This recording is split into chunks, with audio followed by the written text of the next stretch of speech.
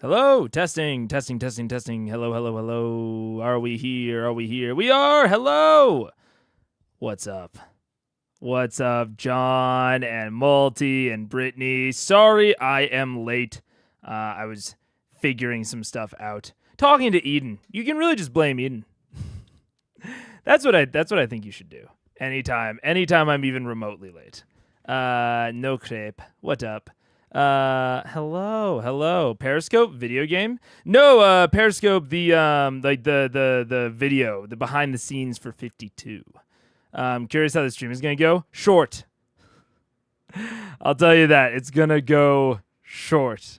Thank you for the resub, Dr. Hoovy. I appreciate it. Yeah, so I have a canker sore. All right, on the tip of my tongue, which is okay for very short periods of time. And then I have another canker sore on the back of my tongue. So I am making some changes to try and limit these little fuckers. They haven't been too much of an issue in a while, thankfully. But in general, I am trying to try to go towards figuring out what the actual cause of them is so that I can fully eliminate them. My badge is gone. I thought I went to the 99 membership. No! I'm sorry, Brittany. That sucks. I didn't... Yeah, I don't... YouTube is weird. It's why I haven't messed with the memberships in a while, and it's why I do not plan on messing with them again for a long while, because sometimes they're weird. When I tried to change my membership before the change, it did it for the next month, so it still got ended. Had to re-up after the refund. And then it came back. Yeah.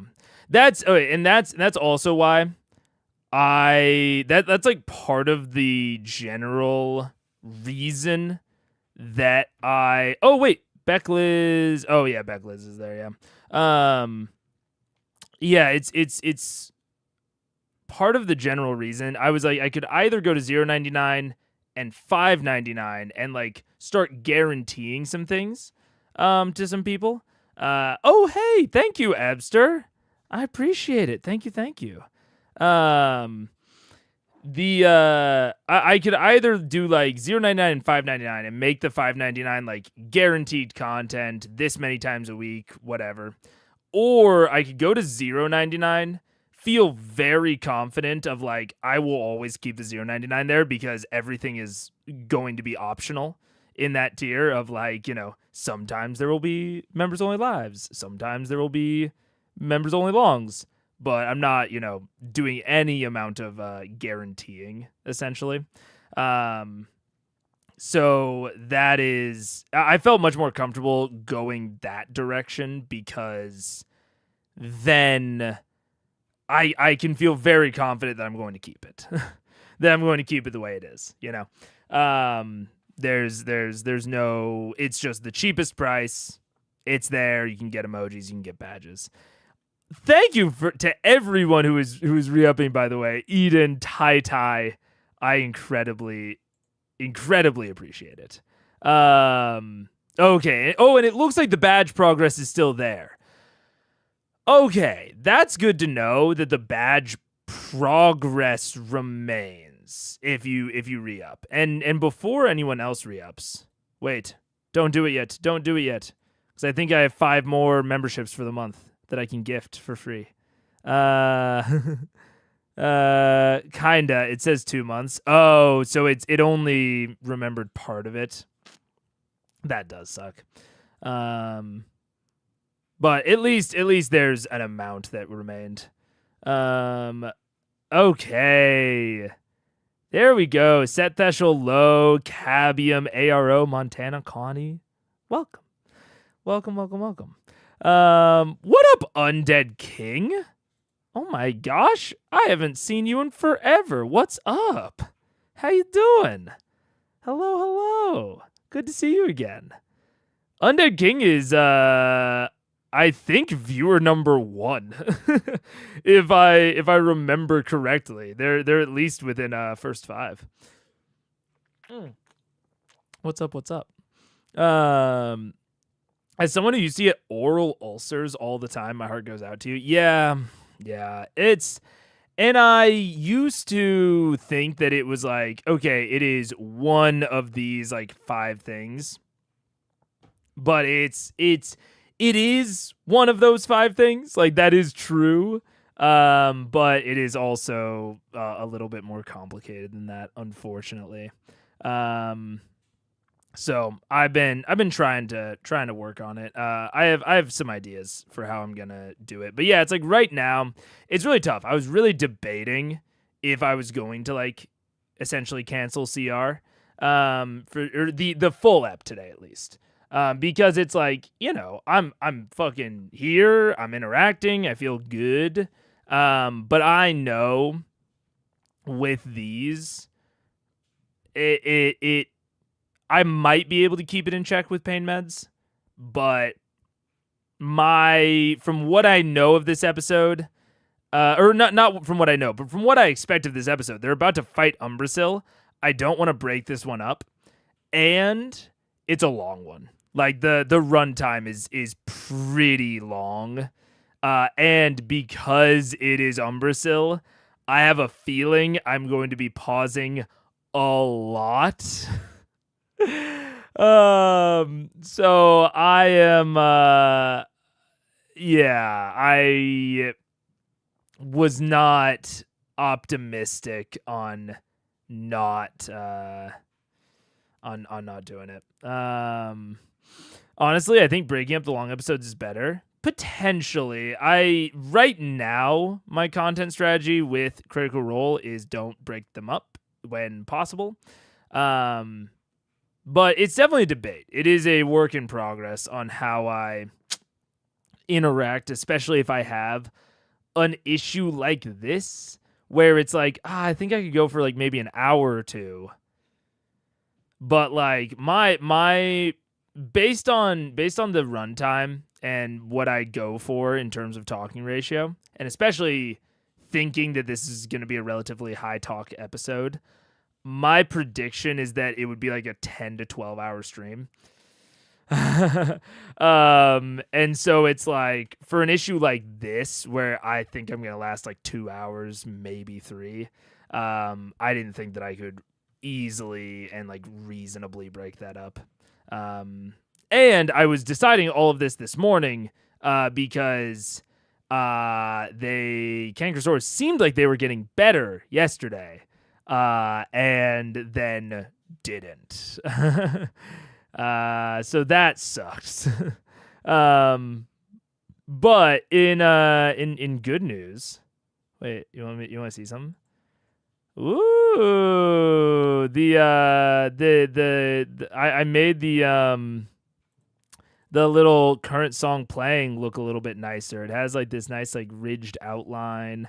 I've converted some of the things that were just like kind of normal GDI text elements into looking a skosh nicer. That's one of the things I was working on this weekend.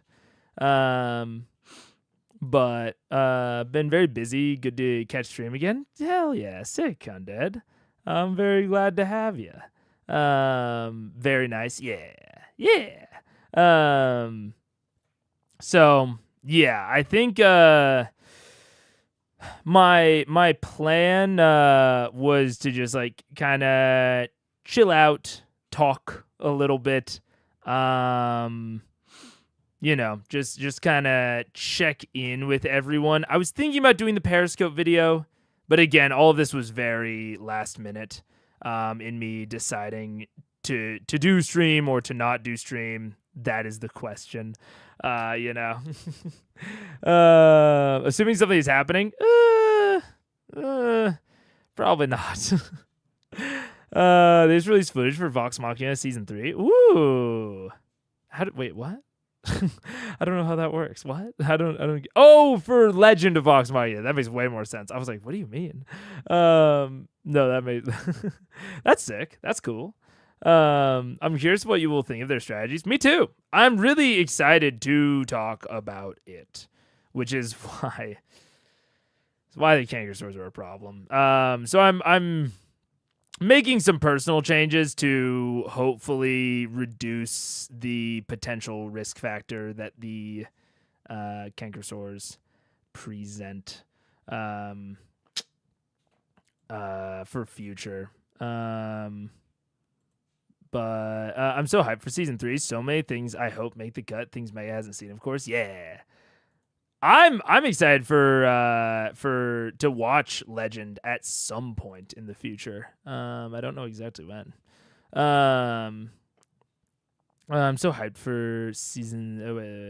Include a musical note on the other side of the current music playing, as at first I thought it was a highlighted chat message. That's fair.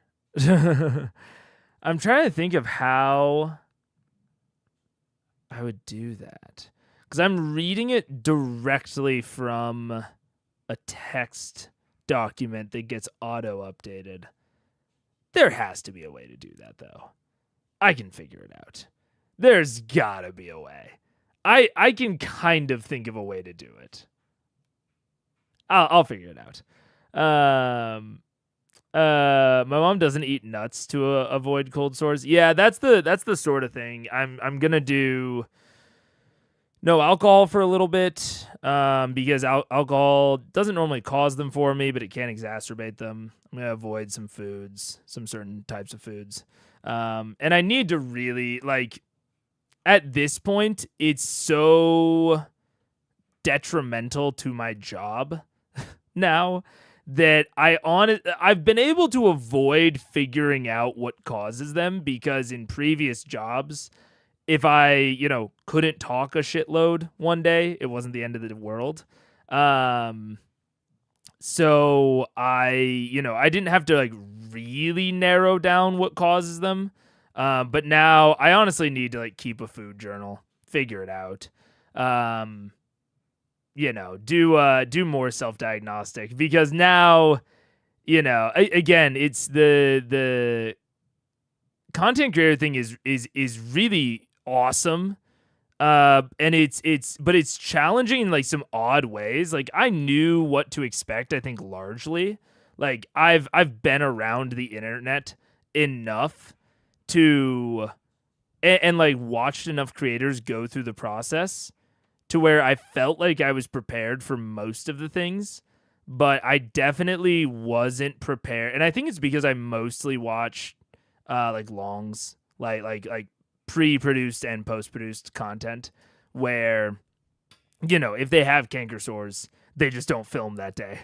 They do writing or they do editing, So I don't watch a lot of creators a lot that sort of deal with the scheduling aspect of if you're not feeling well for a day, it doesn't really impact a long creator as much.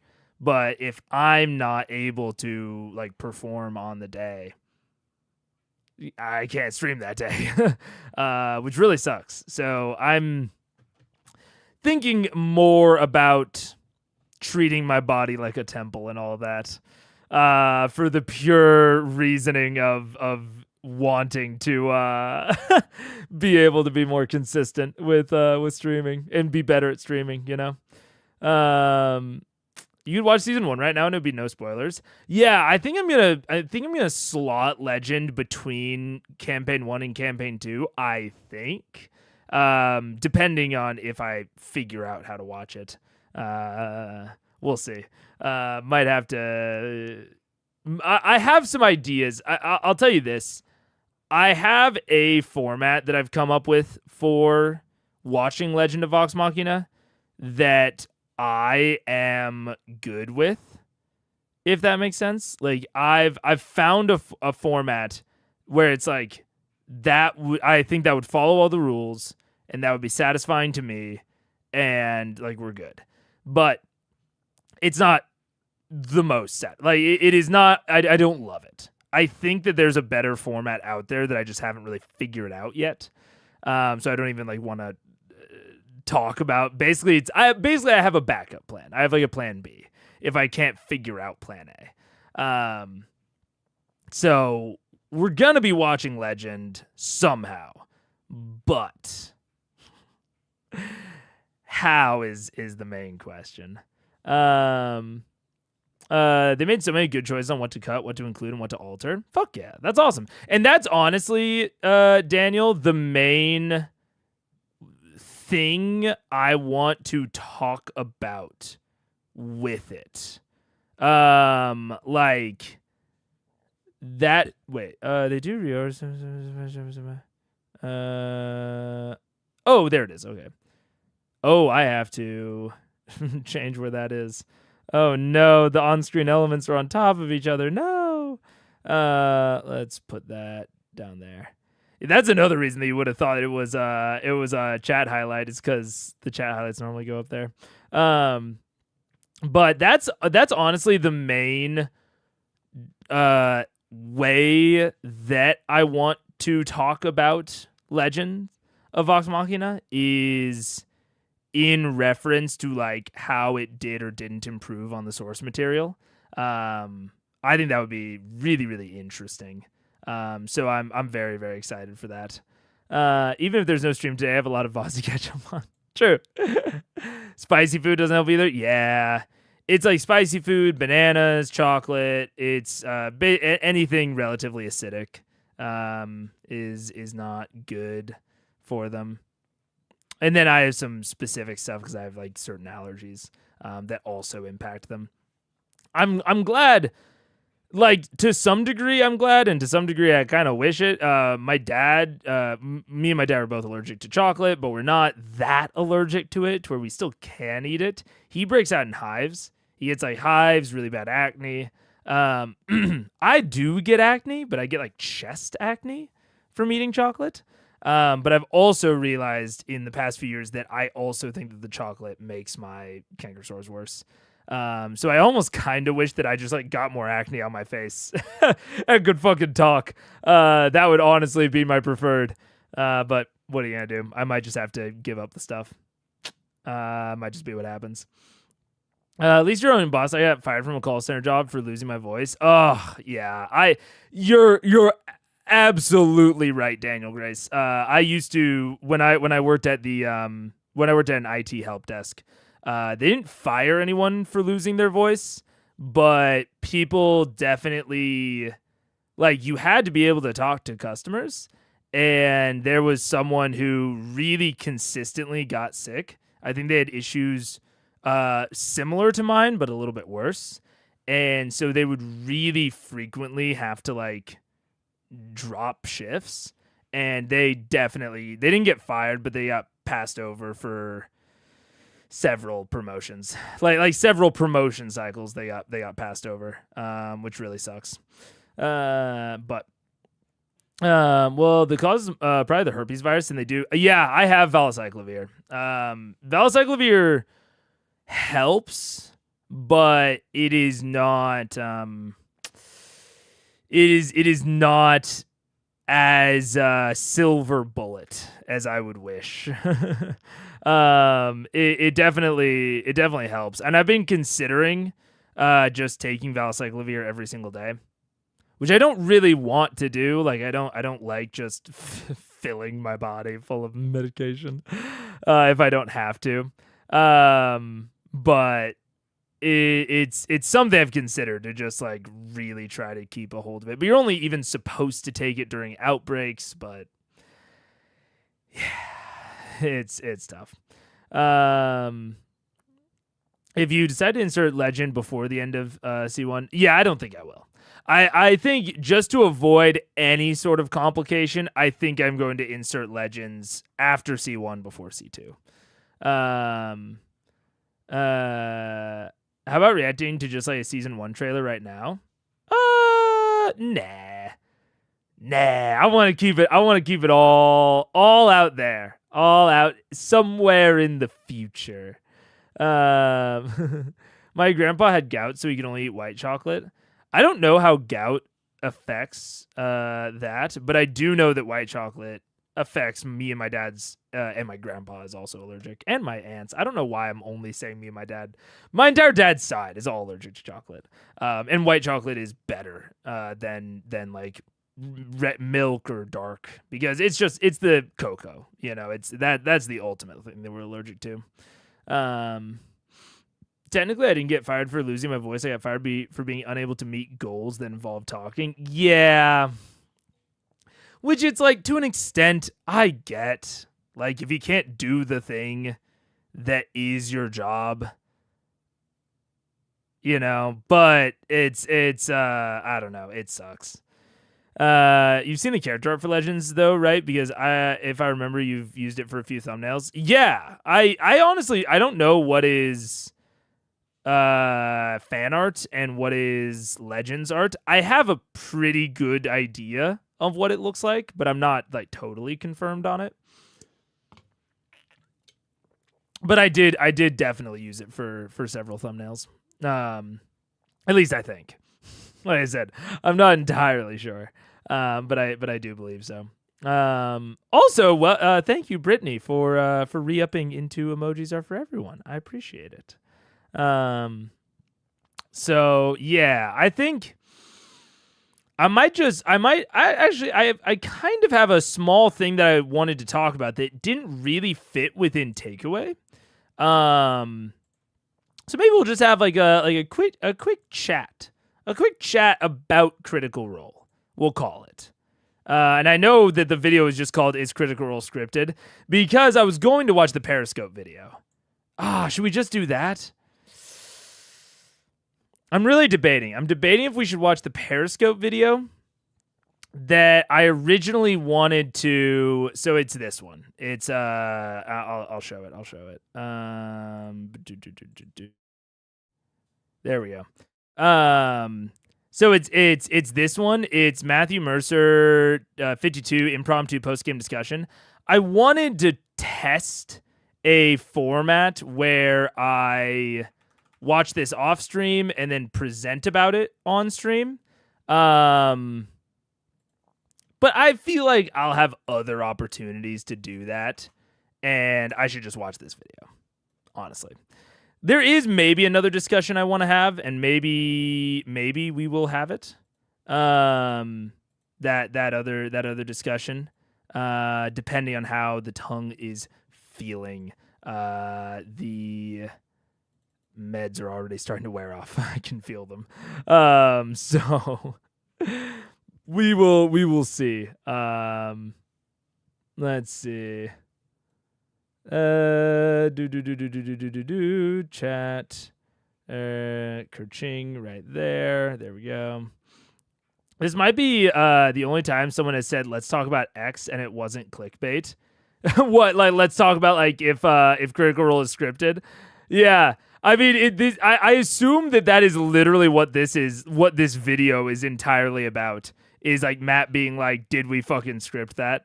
Yeah, I can. Yeah, let's talk about episode 52 because we kind of need to. Yeah. Periscope is good just because after a while it'll feel like we're too far along to go back to it. Yeah, I agree. I think I agree with that, John. And I kept wanting to watch it, and then things got in the way, and I've had some IRL, not even like bad things, just like complications. We had a friend move in with us, and I haven't had a roommate in a while. So readjusting to that has taken a lot of IRL time. It's very cool. Like they're like, I like living with them. But it is definitely been a readjustment period because I've not had a roommate since since me and Paige moved in together. I mean, I guess me and Paige are roommates, but that's different. Some of the random things become pointless too far removed from the surrounding stuff. Yeah, true. Let's talk first. Okay, I think that's good. I think we'll talk first, then we'll do the periscope, and then we'll call it. I think that's a good plan.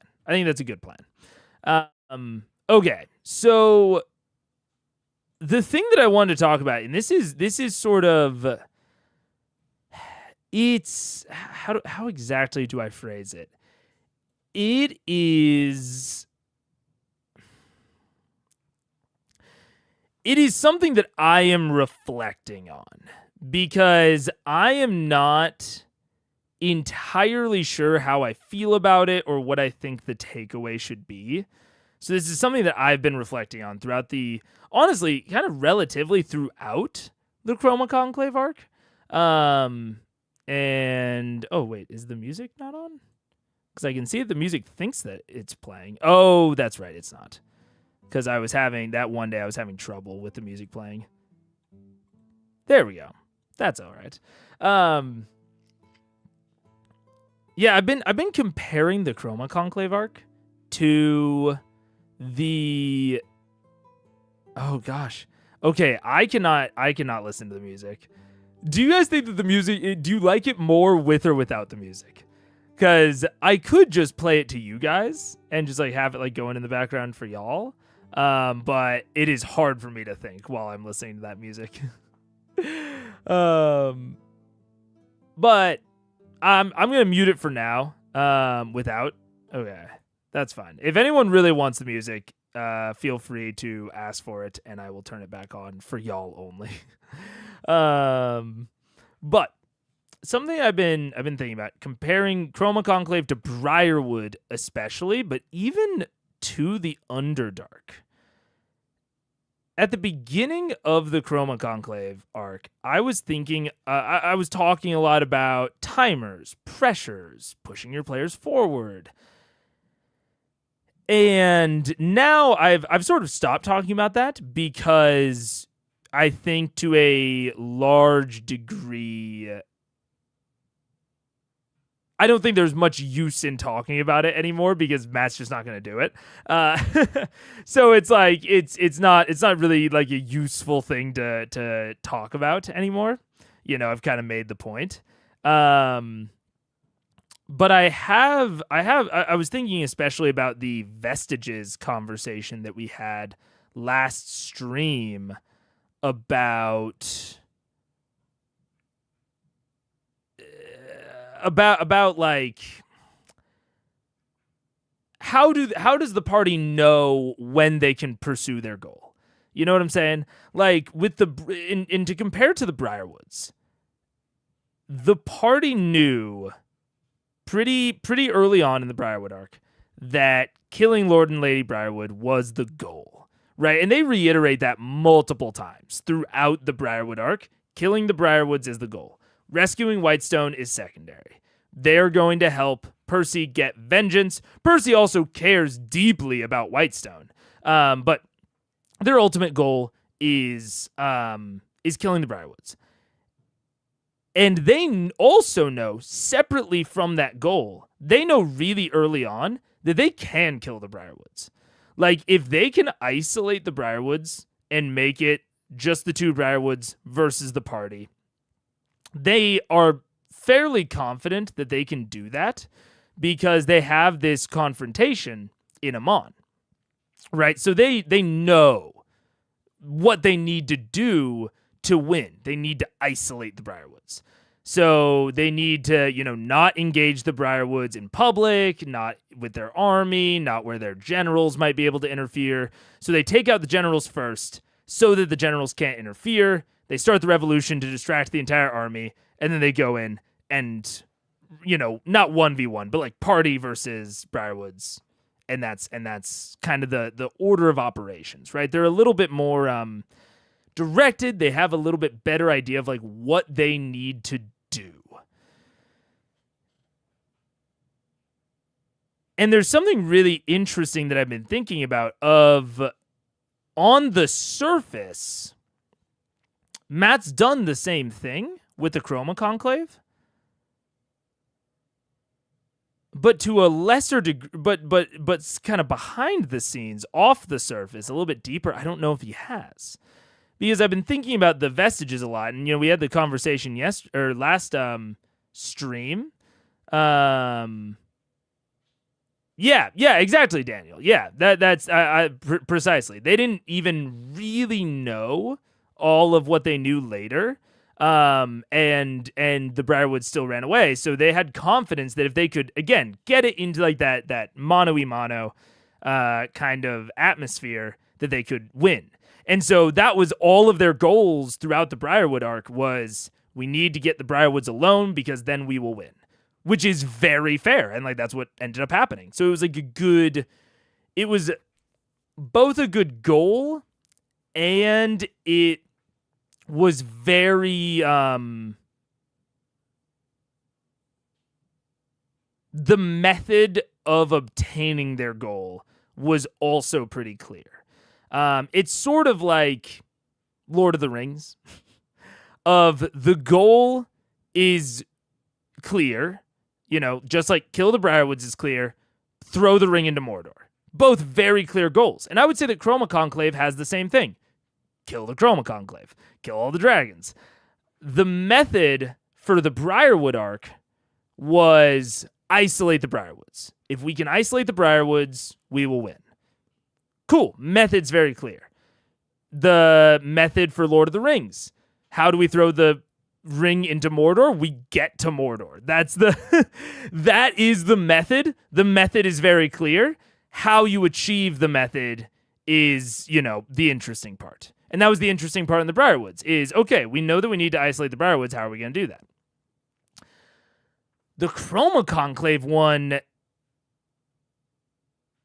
is, the goal is very clear.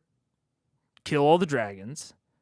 The method, though, is much less clear.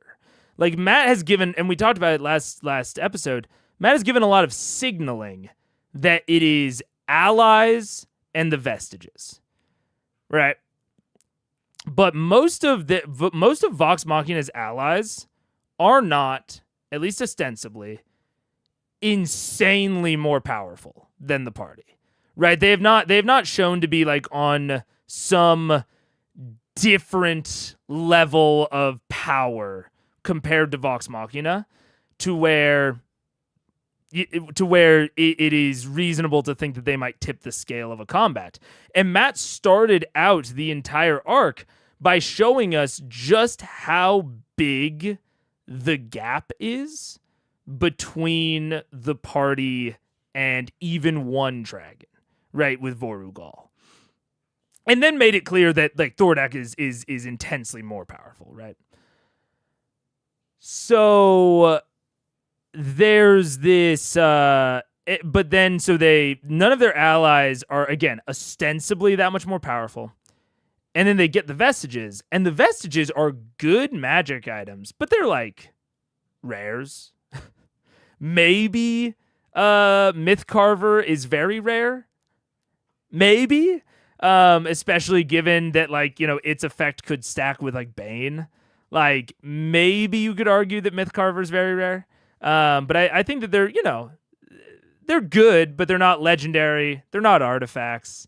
Like, and I would say that even from a kind of emotional perspective, something like Craven Edge, even if it isn't actually more powerful, it appears more powerful. And that's also fair because it also appears cursed, even though mechanically it doesn't really appear to be cursed at all. Well, kind of. I mean, I guess it killed him in the end.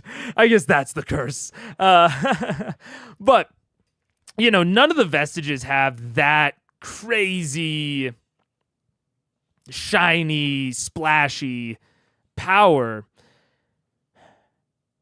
And so I think that if I'm looking at it from like a player perspective,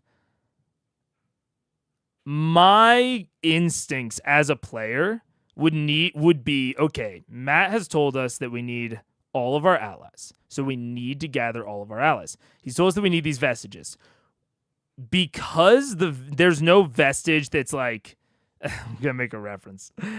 there's no vestige that is the equivalent of the cricket sound for Hooktail from Paper Mario Thousand Year Door, right? They're not finding any of these vestiges, and it's like, oh, this vestige would be really good against Vorugal. Like, this vestige does 30 extra damage to white dragons. You know, they're not finding anything like that. They're not finding like a really obvious weak point. They're just generally good items. But the distance between the party and the power of the dragons has been shown to be so vast that I would say as a player, okay, Matt has told us that this is what we need, but there's not like a super obvious point where we have achieved that. You know, it's like the goal being to kill the dragons, the method being power up with allies and vestiges. Well, there's not a real super clear evidence of when they've achieved that, right? There's pretty clear evidence when the Fellowship gets to Mordor, right? They got there, and now they throw it in, right? Like, when the method has been achieved is super obvious. Even same thing with Underdark, same thing with Briarwoods. Like, when they got the Briarwoods alone, it was very like, oh, this is our time. Like, we know what's going to happen. The vestiges are kind of weird. And I think it's maybe partially what has led to what feels like sort of an aimless sort of motivational sequence where it's like the party's just kind of doing whatever, because there's no clear boundary point of like, oh, we've gotten 3 vestiges. We are halfway towards towards being powerful enough to fight Umbrasyl. Oh, we've gotten 3 vestiges. We're a fourth of the way towards being able to fight Umbrasyl or Vorugal or Thordak. You know, that actual gap is not overly clear. So like a lot of the party wants to delay in fighting Umbrasyl, and some of the party is like, no, having the herd here will overcome, like, it will bridge that gap between us. And there is party disagreement because what will really bridge that gap is really unclear. And I'm trying to figure out if I think that's a bad thing. You know what I'm saying? I think that may just be due to how D&D is designed, where difficulty is kind of nebulous. It is. And so that's sort of what I'm thinking through, is like part of the reason that this is such an odd thing is like making the power differential between them really clear is, I think, was important for the story that Matt wanted to tell. So now in my head, I'm like, okay, how do you make it clear when, because like as a DM, you want to keep tension up, right? You want to keep challenge up. You want to reward the party for good and clever prep, but you also don't, there's like a really classic example of like XP leveling gone awry, where the party just goes out into the forest and kills level 1 wolves until they're level 20, right? You don't want to do that. You don't want to make it to where they just over prepare and then the dragons but they don't even do interesting preparation, and then the dragons are super duper easy, right? So there's, and at the beginning of this arc, I was coming at it a lot from the perspective of, just don't give them as much time to prepare. If you limit the amount of time they have to prepare, they have to be clever with their prep, right? They can't just over prep in a very boring but effective way. They have to be interesting. They have to be clever. They have to take risks. And that's where I was coming at it from the beginning of the arc. But even in a broader sense, I'm trying to think through how Matt could indicate to them. So he doesn't want to do timers. He doesn't want to do pressures. Fair enough. How does he indicate that it's time to fight the dragons? To the point where they don't waste 10 more episodes and then they get to the dragon fights and they're all super easy. Because a fight being easy, not a bad thing. It's totally fine for some fights to be easy if the reason that they're easy is interesting. If they took very prep, if they took a very clever prep route, and that is why the fight is easy, that's awesome. That's so cool if you do really clever preparation, or you do very smart preparation, and then the fight is super easy. That's amazing. I think that's one of the best feelings you can have as a player. But if you do just boring grinding, and then the fight is super easy, is that fun? I don't think so. So I'm trying to think now, how does Matt indicate that they're ready? My first thought is potentially Raven Queen stuff. Oh shit, we have an ad starting soon. The ad schedule's all fucked up because of me delaying it. But I'm gonna run the ad and then I'll be back and I'll read some of your comments. So I will, I'll be right back.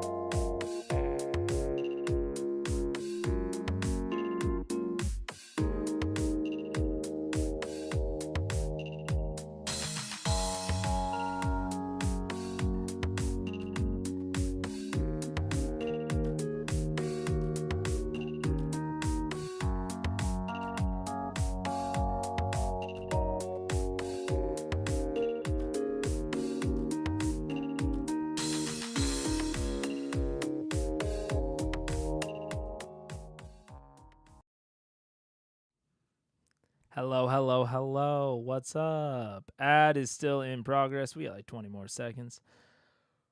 But yeah. I mean, it's oh,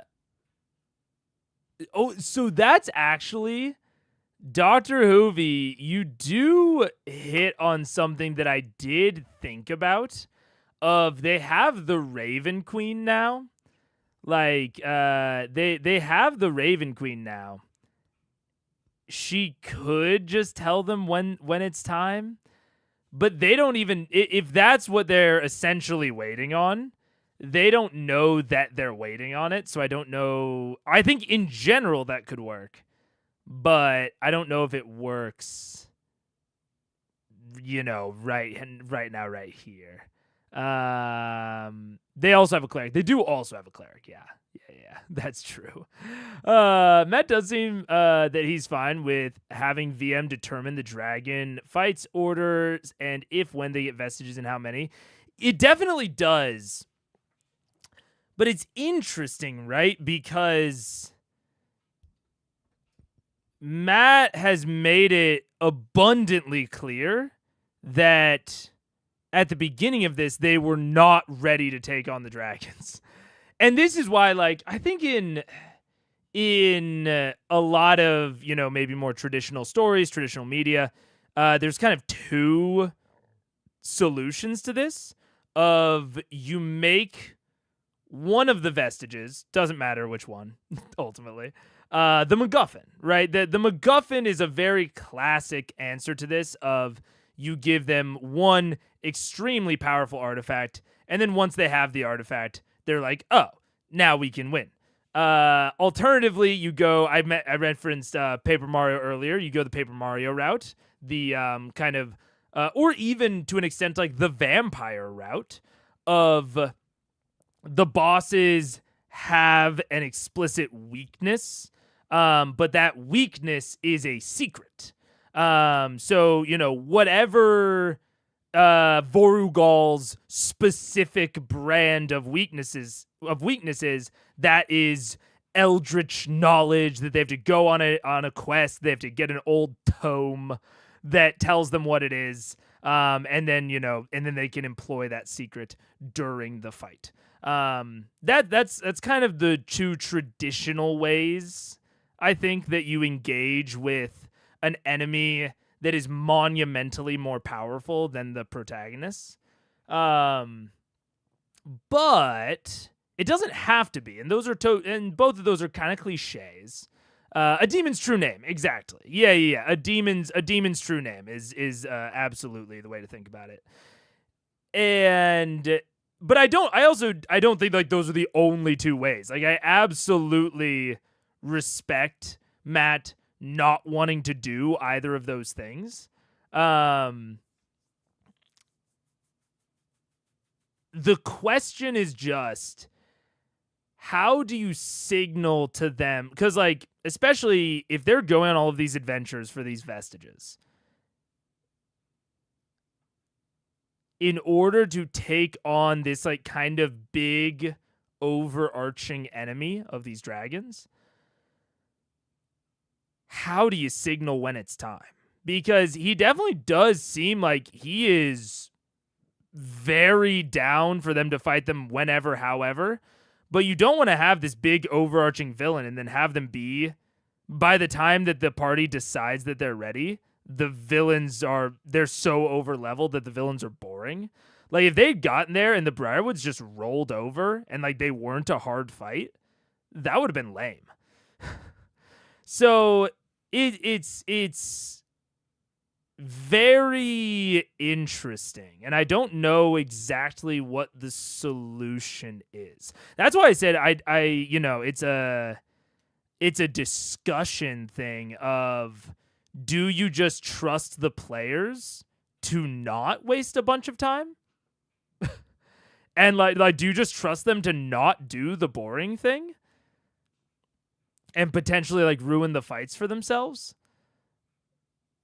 Or I don't know.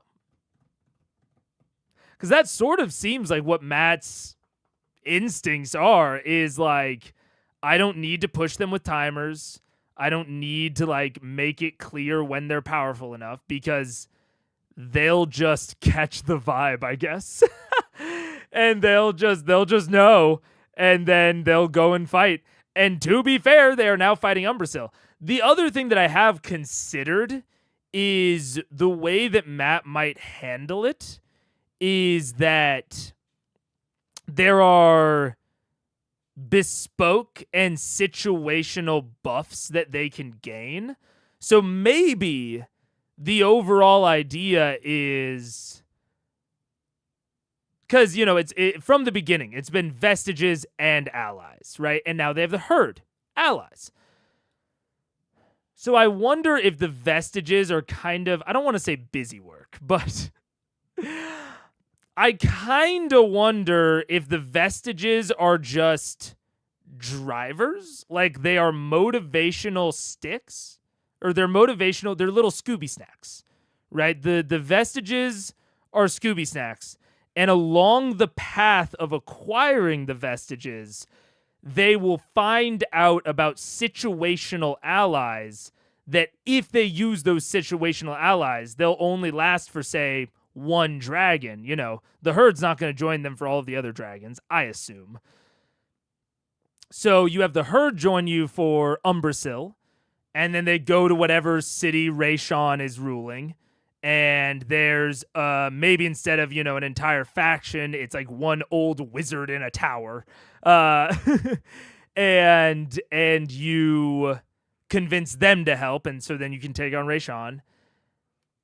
And then you go to Vorugal's city, and maybe there's an ancient super weapon that you figure out how to reactivate, but it only has one use. Like, maybe there are MacGuffins, but they're just not the Vestiges. The Vestiges are just motivating Scooby Snacks to lead them towards the much more disguised MacGuffins that will actually allow them to beat the dragons.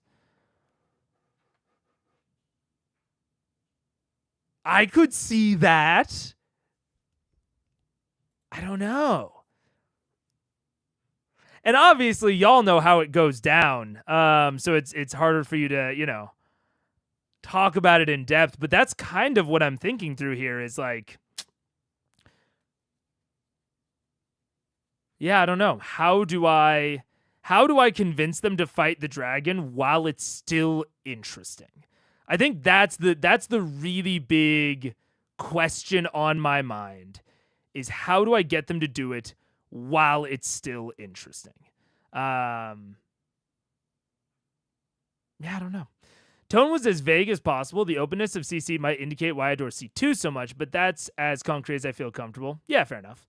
Yeah. And I'll be interested to see how C2 goes, because I have the distinct feeling that both C2 and C3 are going to be more world-based, because just like within my experience interacting with the critter community, everyone talks about Matt's world building so much that I have a feeling he's going to dive even more into it in late. Like I really think it's been like a very prominent part of his style and of C1.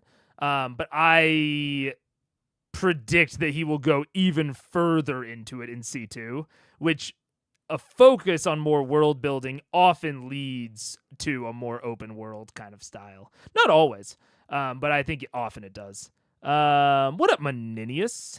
Hello. How you doing? I am streaming. Hi. Without saying what the party winds up choosing, I wonder how different it would have been if they chose wildly different orders, vestiges, numbers. Yeah, it's an interesting thought process to go down.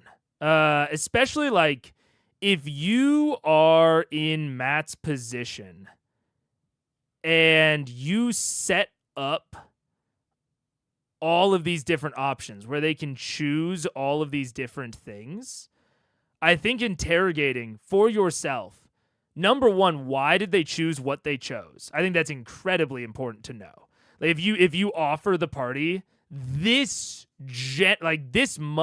degree of freedom in how to go about this quest line, because it's basically it's not even that.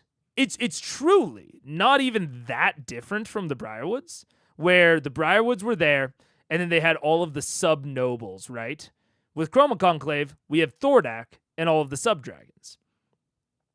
But interrogating for yourself as Matt, as a DM, why did they go after a specific noble first? Which is one of the reasons that I record my sessions. I'm never going to post them online. Like my home sessions, never going to post them anywhere. But I record them so that I can go back through the log. Because knowing why they chose the first nobleman, like why they chose the person that they did, incredibly important for Matt in future to think about. And why they chose the vestiges that they did, why they chose like the things to go after in the order that they chose it. And even discussing that with your players, like, hey, why did you, like, as a player, choose this? If the answer is because it's what my character would have done, getting that answered of, okay, well, why would your character have done it? I think is important.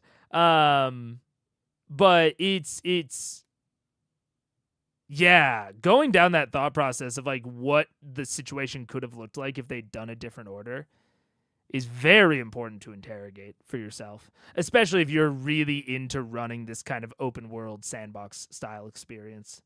What up? Just give them a hydrogen bomb. Yeah, honestly. But wouldn't the kill the dragon button undercut the victory sort of like they cheated? Yeah, that's why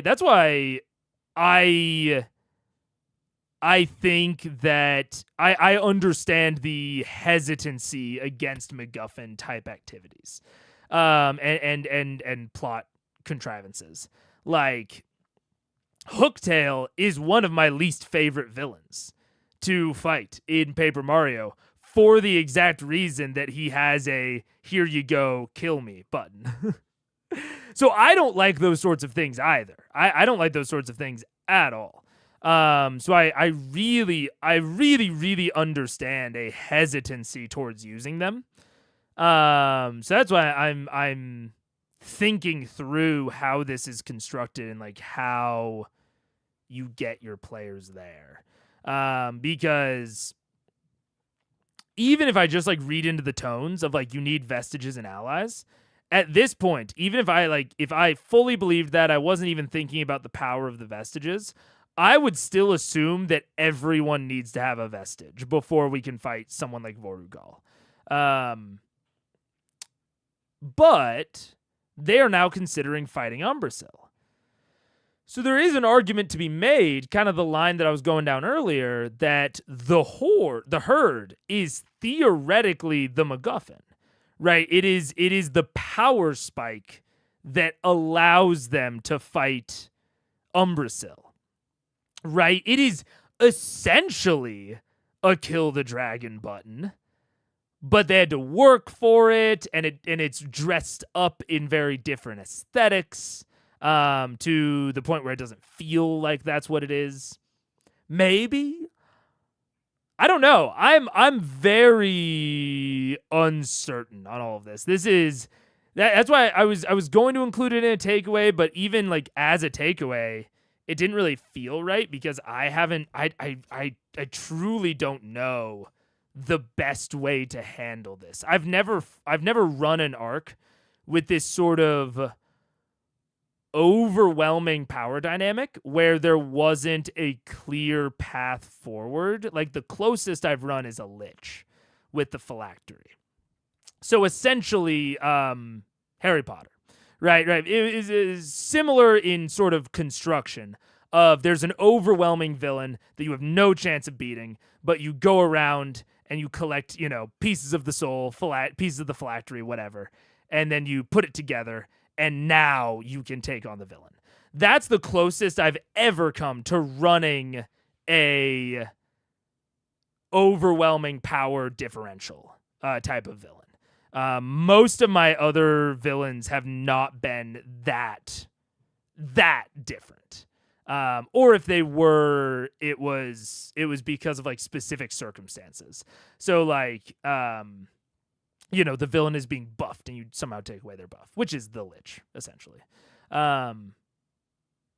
But it's something I might want to run in the future. Like it's a cool arc and setup. So that's definitely why I'm like thinking, I'm trying to think through it of like how would I handle that, you know? Kind of reminds me of something Bleem once said. PCs want to win, but players want to struggle, so like there's a tension. Yeah, absolutely. And that's why, like, you know, talking about like obvious method, when the method is unobvious, yeah, you have a tension between I, as a player, want the fight to be interesting. I want the fight to be tense, and I want to be rewarded for any manner of cleverness, like them fighting. Like, I was really critical of them fighting the Briarwoods on the steps, and I'm still a little critical of it, but I do think it represents very strong rewarding for their actions. So I like that part of it, and I think that that's cool, and that's something that players really like, is when a clever action or an interesting action, a risky action, gives them some sort of reward. It's why people like cursed items as well. You know, it's that risk-reward factor. If there's no risk and only reward, things get much less interesting. And that's sort of what level grinding is. It is getting the reward without the risk. And so one of the ways that you can reintroduce risk reward is like timers and pressures and limitations. And then the other way that you can get risk reward is by closing that gap, that tension between the PCs and their players. Of the PCs want there to be as little risk as possible, right? Like if you're a real adventurer, you're a professional, you don't want to die. You are going, like, in real life, I want maximum reward for the least risk possible, you know? Like, that's how I engage with real life. And so that's how you want to play your PCs as well. But as players, that's not interesting. You want there to be risk and reward. So closing that gap can be showing the players this is the method to achieve reward while being minimally risky, but still kind of risky, right? It presents the players with a plan. Like confronting the Briarwoods underneath Castle Whitestone was still pretty risky,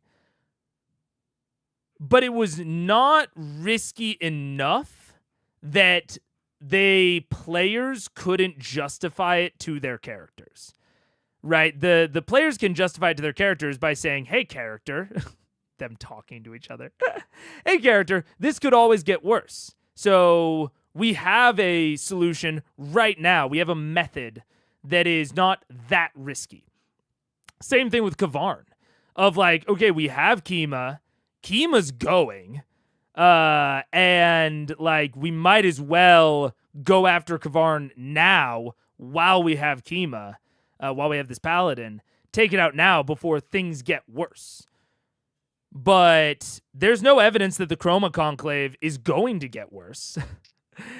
And there is no clear method on we need to address this using, you know, hey, maybe it's an imperfect method, but it works well enough.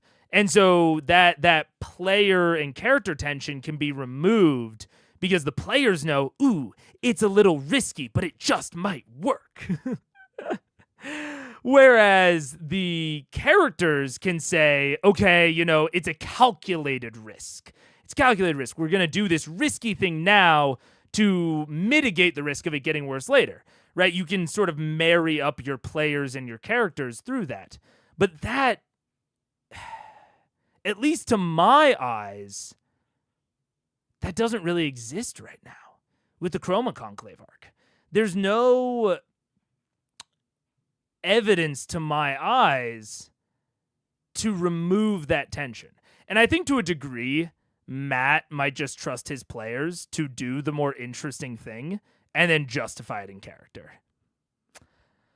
I think that might just be the thing, is that Matt just thinks that they'll do that. And especially, like, given the history of this table and of Vox Machina and of, like, Scanlan being kind of a joke character and of them kind of making, like, archetypal, like, stereotypes. Or not stereotypes necessarily, but, like, you know, big archetypical characters. You know, there's an argument to be made that Matt knows his players well enough to know that they are players first, characters second. Like, Scanlan does things for the benefit of the players, not necessarily because it's what he would do. And if you know that your characters are in that sort of mindset, or your players are in that sort of mindset, that tension is sort of generally lower because they are willing to bend the characters to what the players want. So, like, I don't think that that's a good thing. I think that's an overall bad thing. But if you already know that that exists, if you already know that that bad thing is, like, going on, to an extent, you can use that in your DMing. Yeah, I don't know. It's weird. They have the herd now, but if they wait on the fighting, they may not have the herd. Yeah. And I think that that's why they want to fight, is because, and I think that is, and it's kind of interesting. Percy, one of the people where, like, I feel like Taliesin plays Percy a lot. Like he plays much more into Percy, and he plays much less as Taliesin. And Sam, who I think plays much more as Sam, not Sam Reich. Sam, it's also an R, I think. I don't remember. Regal. Sam Regal, who plays much more as Sam Regal, less as Scanlan, is the one who wants to fight right now. Because he is more willing to weight his player interest in, like, oh, this being interesting, we have the herd, let's go, like, use this resource while we have it. Whereas Percy and some of the people who are a little bit more their characters, Vax, for example, a little bit more his character than Liam as a player, those two are the ones that are much more hesitant on it, right? They are much more hesitant on, hey, let's wait. Hey, let's prepare more. Yeah, even if we lose the herd, like, we'll just be able to prepare more later. I think that is a difference between, like, who is more invested in their character and who isn't.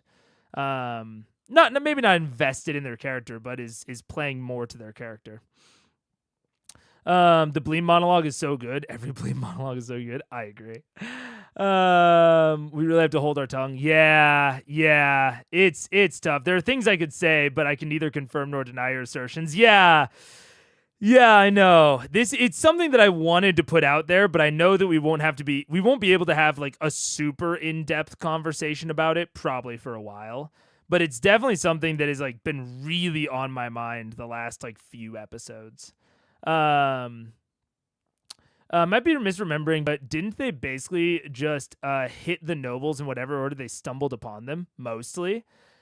Yeah. But even, like, you know, we say, like, stumbled upon them. Matt placed them in a certain way, and if I remember correctly, I think they chose the first one based on the house, if I remember correctly, like the type of, like, place that they lived in.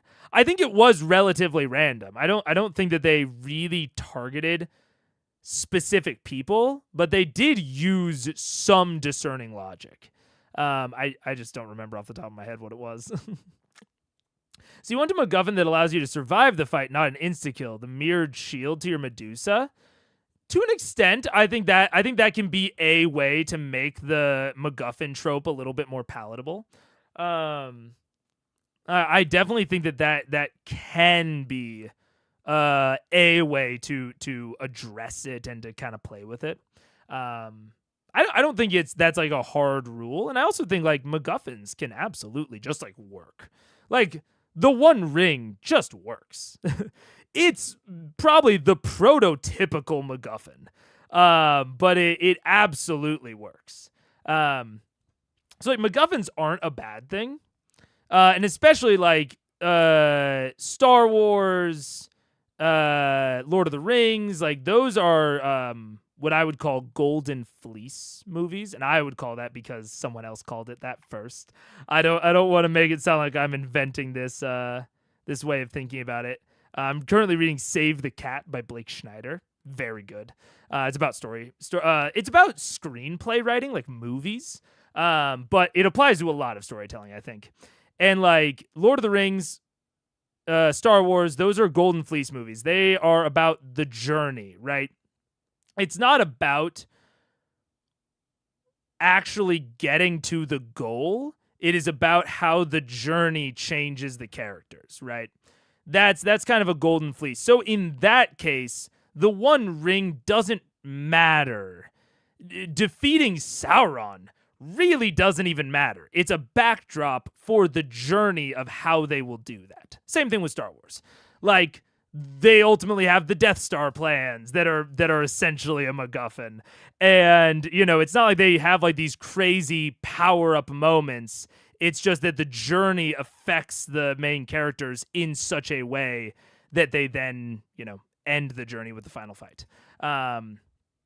So I think in those situations, in like Golden Fleece, road movie type beats, MacGuffins absolutely like can just straight up work. But I think it really depends on what type of story you're telling as to whether or not a MacGuffin works and how you might be able to change it. Do you know the CRs of different dragons? Why Vorugal first? Oh no, I have no idea the CRs of different dragons. From my perspective, not knowing the CRs of different dragons, my interpretation of this is Thordak here, all of the other dragons here, all of the other dragons here, and then Vox Machina way down here. So that is my only understanding of the and if you don't know the CRs of dragons and you don't know their relative power levels, which like Matt has changed plenty of monsters for his campaign. I think it's very reasonable to think that he might have powered up all of the non-Thordak dragons to be relatively the same power. Chroma Conclave tier list, yeah. It's very possible that there are varying power levels, but I don't know that there are because I've seen Raishan and Umbrasyl sort of thematically put on the same tier because they approach the party together, and then Vorugal just being a chump compared to Thordak, which to me, in my head, like the other two were also chumps to Thordak. So that's kind of the tier list in my head is Thordak here, chumps to Thordak here, party. So yeah, I when I say Vorugal first, it's just because it's the one that they have fought before. That's the reason I keep going back to Vorugal specifically. Because I guess they technically fought Umbrasyl and Raishan, but not really.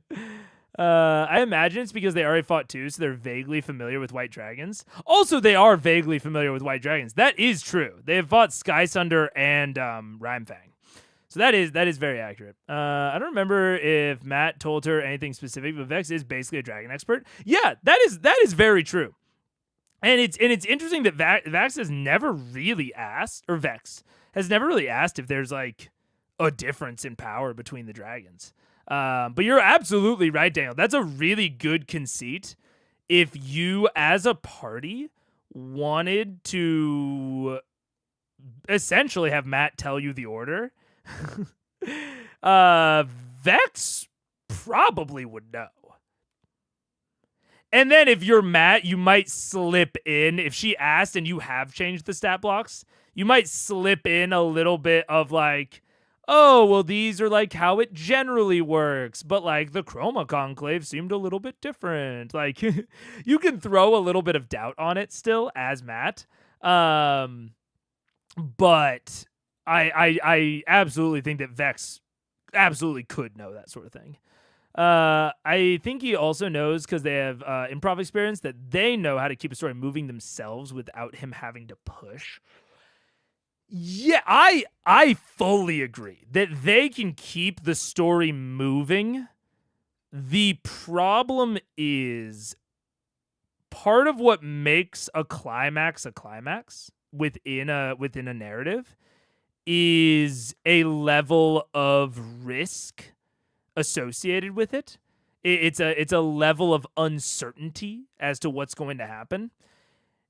And the players don't know what's going to happen. You know, they've been shown is these dragons will absolutely mess you up.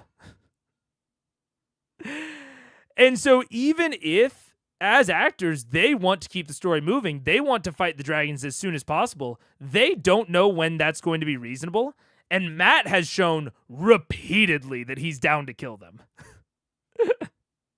in this arc. So there's even a bit of tension there of, even if I want to do the not boring thing, how do I know when it's even like relatively safe to do the non-boring thing?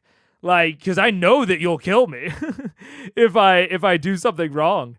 So it's hard. It's a level, again, it's a level of tension that I don't quite know how you solve. I think the herd is maybe is a way to solve it, but it's even not like the most efficient way. Like, we've seen like a lot of debate on it. Not even the most efficient, but maybe not the best way, because we've seen a ton of debate on it.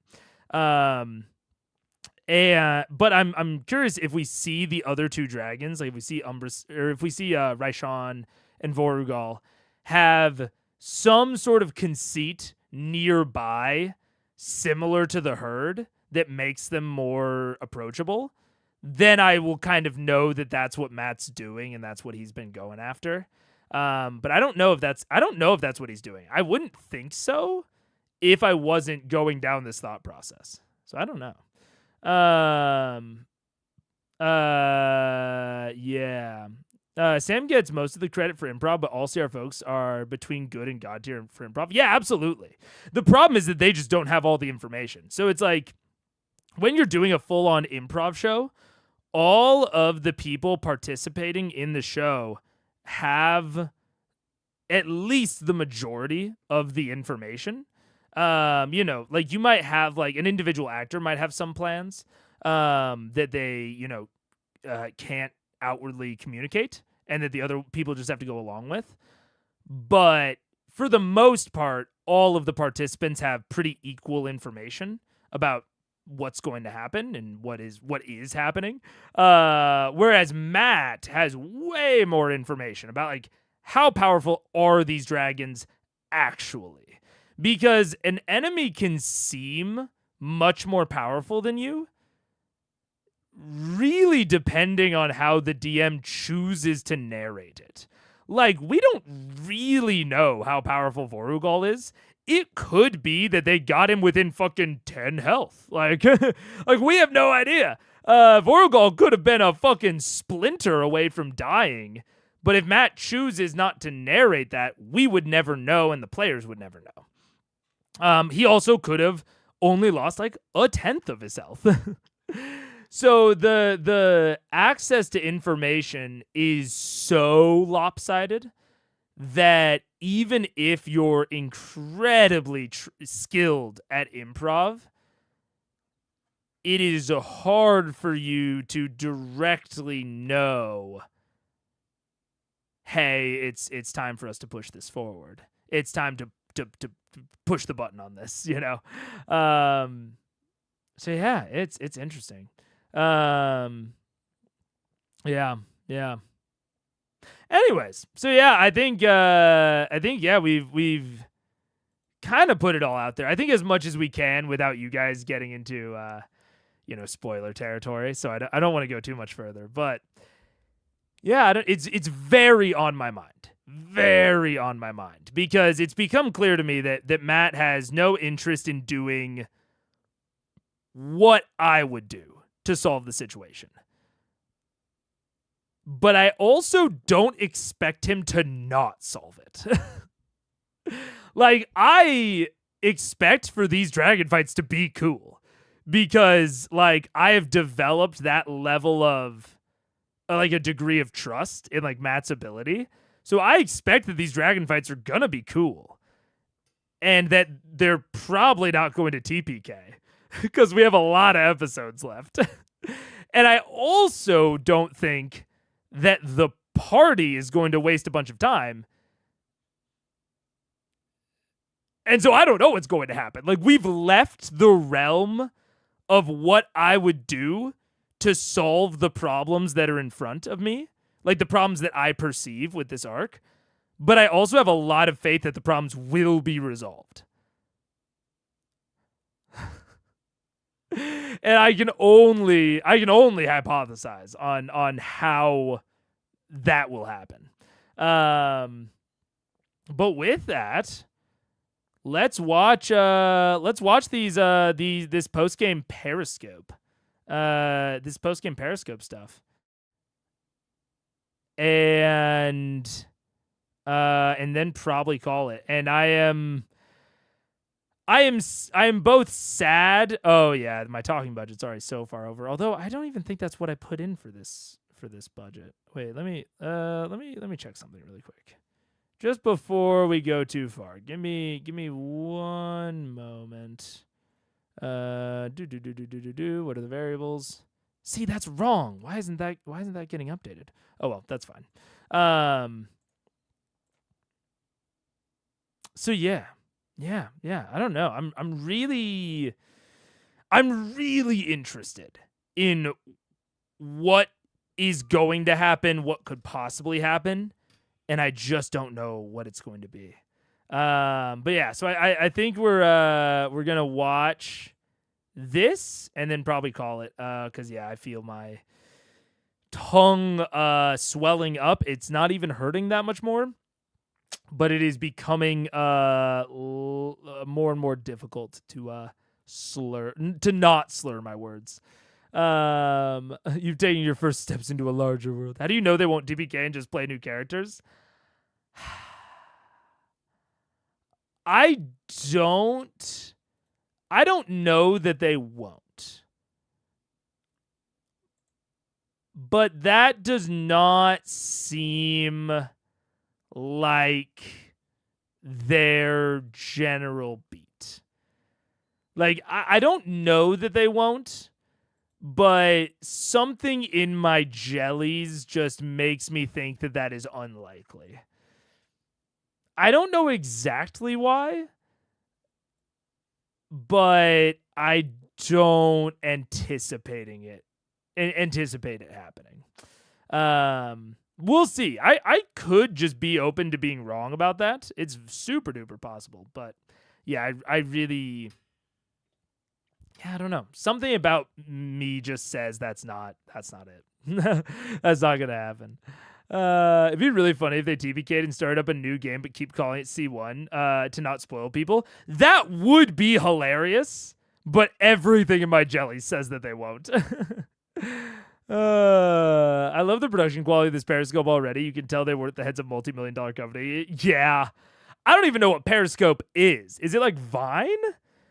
That's like the vibe that I've gotten, is that it's like Vine-esque. But I don't know exactly. Or maybe Snapchat. It is hilarious though how fucking blurry and blown out this is. You don't make an Amazon series based on a campaign where the party TPK'd halfway through. Yeah, exactly.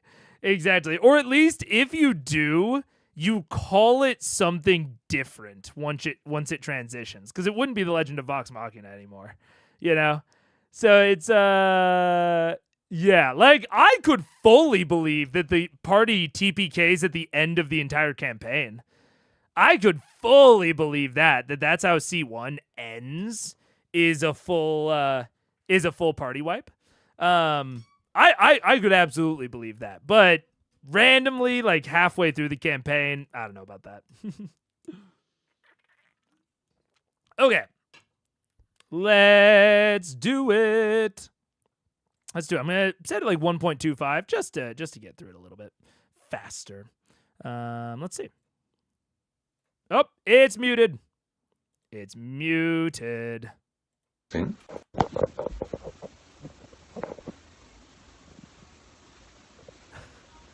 It's broadcasting. Kind of spontaneous. Oh, so it's broadcasting. So it's a live streaming thing. Some folks hopping in. There we go. Hello. This was kind of a... So it's giving me more like Instagram Live type of vibes. Random thing that happened, so why not? Hi, guys. Wow, there's a lot of heyas. Hi. From Belgium, too. Nice. Yes, I'm wearing the same clothes from last night. It's been one of those days. I think at about 3:30 a.m.-ish. But anyway, not hungover. We didn't like drink. We just had like a drink, and walked to Bob's Big Boy and had shakes and ate food you shouldn't eat at 2:30 a.m. and woke up feeling really kind of bleh, but it's fine. And don't apologize for not seeing the episode. Civil War is a very, very strong draw. Not a strong jaw. That was kind of fun. Anyway, this is kind of a spontaneous thing. I'm doing a bit here before I go ahead and do more work with Marisha's dad on our room. But glad you guys liked last night. That was interesting. I guess part of this brief periscope is oh, I'm sorry you're upset that I cut my hair, but I have to because it'll just keep getting longer and it gets ridiculous.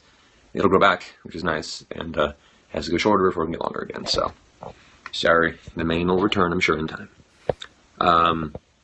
But yeah, I guess I'll start with saying that last night was crazy.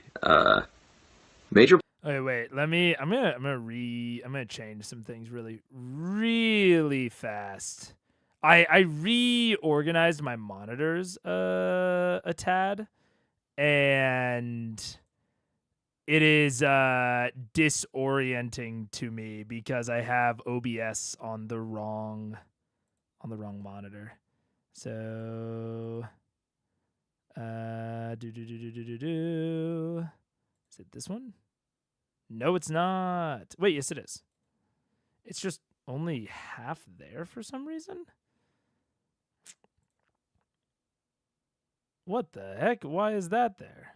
Okay, get rid of that. I don't know why this is half cut off. I kind of remember why. But it's a little silly. One second, I'm just going to reset the transform. There we go. And boop. And boop. Because normally I watch the stream on OBS so that I can see really easily when chats come in. And then I can go and check them. But this one I was having to like look back and forth. Okay, that's perfect. Perfect. Matt is really scatterbrained in this already. I know. I was just thinking to myself, he reminds me a little bit of me. No wonder this is 28 minutes long and people said it was a little rambly. Props to the players for actually pulling out some tactics there in a circumstance that was pretty rough. I wasn't sure how that was going to play out. And a lot of really lucky circumstances, very good rolls on key moments really made a difference there. It's interestingly frustrating at times because when things happen too perfectly on a televised or a live stream like that, when certain rolls go so good, it's almost like, man, no one's going to believe this. But like, no one's going to fudge the rolls. Everyone's policing each other's die rolls, and like, it's just incredible. It was ridiculous. I think kind of Grog's arc of coming under the understanding that his strength comes from his friends and not from himself was kind of cool, and kind of his realization and using this to draw Grog, Kevdak out into the open was pretty neat. It was, I don't want to give too many spoilers per se, but between some very key usage of spells and abilities, some really good rolls for them, bad rolls at certain key moments for the enemies, and some really great tactics, they managed to...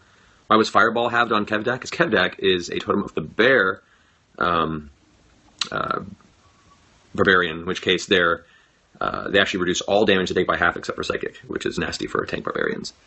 Something that Grog does not have because he's a frenzy berserker. But anyway, Hopefully we're not getting too much lag here for you guys, and I apologize if you are. I'm trying to make that doesn't happen. And I'm trying to not do the up and down this time, the vertical. I always forget to do that. I feel awful after the fact. I'm like, why did I do that? It's easier to hold that way. But anyway. But there were some really hairy moments last night, like looking back on it too. If Laura hadn't gone in there and done what she did with the broom, Grog would be dead. If she had taken more damage in advance to that, or on the attacks that got her, she would have been dead. Pike, also very close to death. And what the party kind of didn't know was, if anybody but Grog got the killing blow on Kevdak, they wouldn't have stopped fighting. The combination of having the one that challenged him deal the final blow, the one they actually knew, was what kind of gave them pause, that moment of the shift. If just a random half-elf with daggers, or if, Vex had shot him with an arrow and killed him, it would have been less of a fall of their ruler to another power that they understand and kind of acknowledge, and it would have been just an assassination from a nameless, faceless creature. It would have just, Okay. I really like the logic of that. Like, that doesn't even necessarily have to be like, how do I phrase it? I don't want to say it doesn't have to make sense, but it doesn't have to.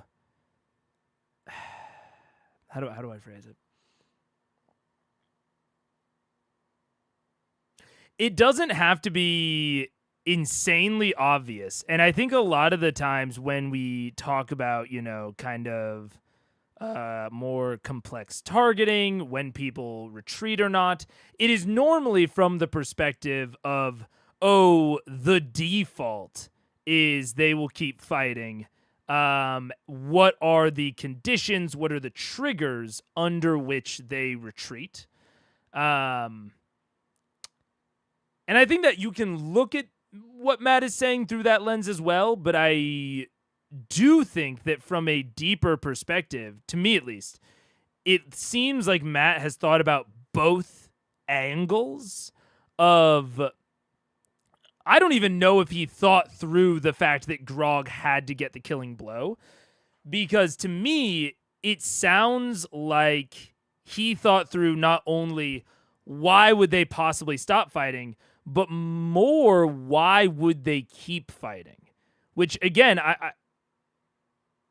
I really like that he thought through that, because I think all too often we can just kind of see that as the default of like, well, yeah, of course, like, people just keep fighting to the death unless they have a reason to not. And I don't think that mindset sets you up well for like flexible DMing, flexible improv.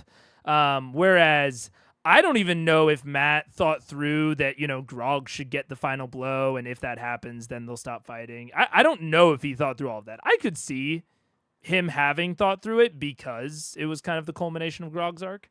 But I think that him thinking through why are they continuing to fight, of like, it's this nameless assassin, it'll turn Kevdak into a martyr.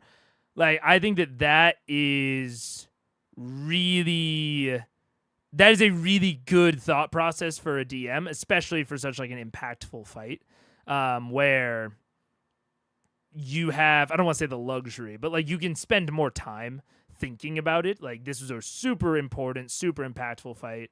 You can spend more of your brain energy on it as a GM, and thinking through that aspect of why would they keep fighting is as important towards good and clever DMing as why would they stop fighting.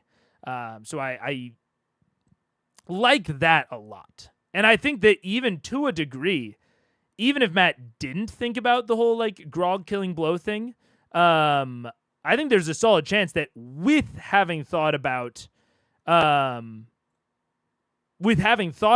do they keep fighting, I could see it very reasonably having been improved that, they kept fighting because it was this nameless assassin, whatever, but Grog killed him. That's not really a nameless assassin. That could sort of be like a more like honorable transition of power. Like, I could see Matt having all of those realizations in the moment, just by thinking through their motivations ahead of time. So I like that a lot. I don't recall the party making any effort to make Grog get the killing blow. They very easily could have messed that up on accident to their big detriment. Yeah, absolutely. They really could have. Yeah. They would have just been like, he killed Kavdak and kept attacking. The fact that Grog managed to do the final blow really kind of put it in a situation where that battle was able to come to a rest, which was crazy. And then a series of social dice. And I've seen a little bit of discussion online because I always like to kind of see how people's, thoughts or opinions on it, ways that I can, improve based on feedback and stuff like that. There are some frustrations some individuals voiced with the fact that the bloodthirsty barbarians didn't just continue to attack and slaughter. Why would they even stop when their leader was killed? These aren't mindless, bloodthirsty barbarians. Some of their actions may fall into that category at times, but understand there are many, many different facets to a culture beyond just bloodshed. They have people within it they try and protect. There's a tenuous social relationship with the river maw that they've taken in. There's a lot of factors at stake there, and even I tried to insinuate it even then, this kind of relationship between Vox Machina and the now quelled conflict at the moment is still tenuous. They've lost their leader, and at that moment there's only two other individuals that have taken any semblance of power, and as opposed to just going into an all-out, we'll attack everyone and everything, they're just kind of feeling it out, it seems. And I don't want to spoil anything, because I'm sure a lot of this will probably play out in the next episode. But, there's a lot of interesting facets beyond just them being people that roam and kill stuff. Dude, based.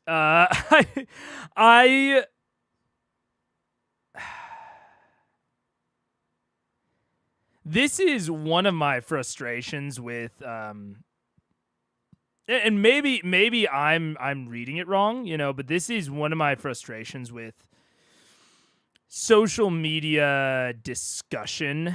Is there is already such, and I mean we're susceptible to it too. This stream is also susceptible to this phenomenon, and I try to keep it in mind when I'm thinking about it. But like, people that will tweet at Matt are inherently there is like a selection bias there of people that are willing to tweet about D&D and Critical Role and whatever. So that's already a certain population of people, right? It's like how reality show contestants aren't really representative of like an average citizen, because they are someone that is willing to apply to a reality show. So I try to keep that in mind when thinking about, the people that tweeted at him, whatever.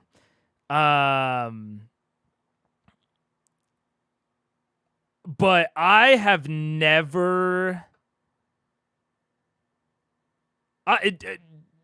to me, selection bias, Topaz. Yeah, absolutely.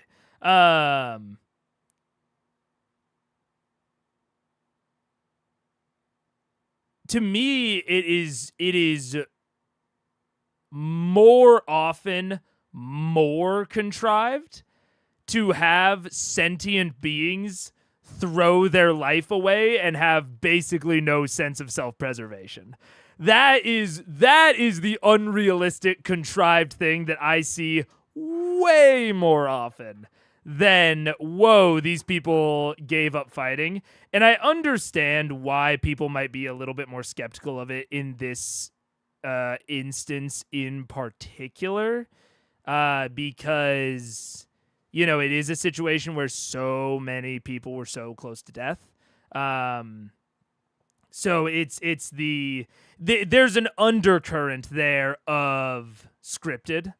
I think that's what people are actually complaining about, because I find it relatively ridiculous to assert that this was bad because the barbarians didn't fight to the end of their lives against these foes that have just taken out their like mythical Titan King. Um, I think that makes a lot of sense. So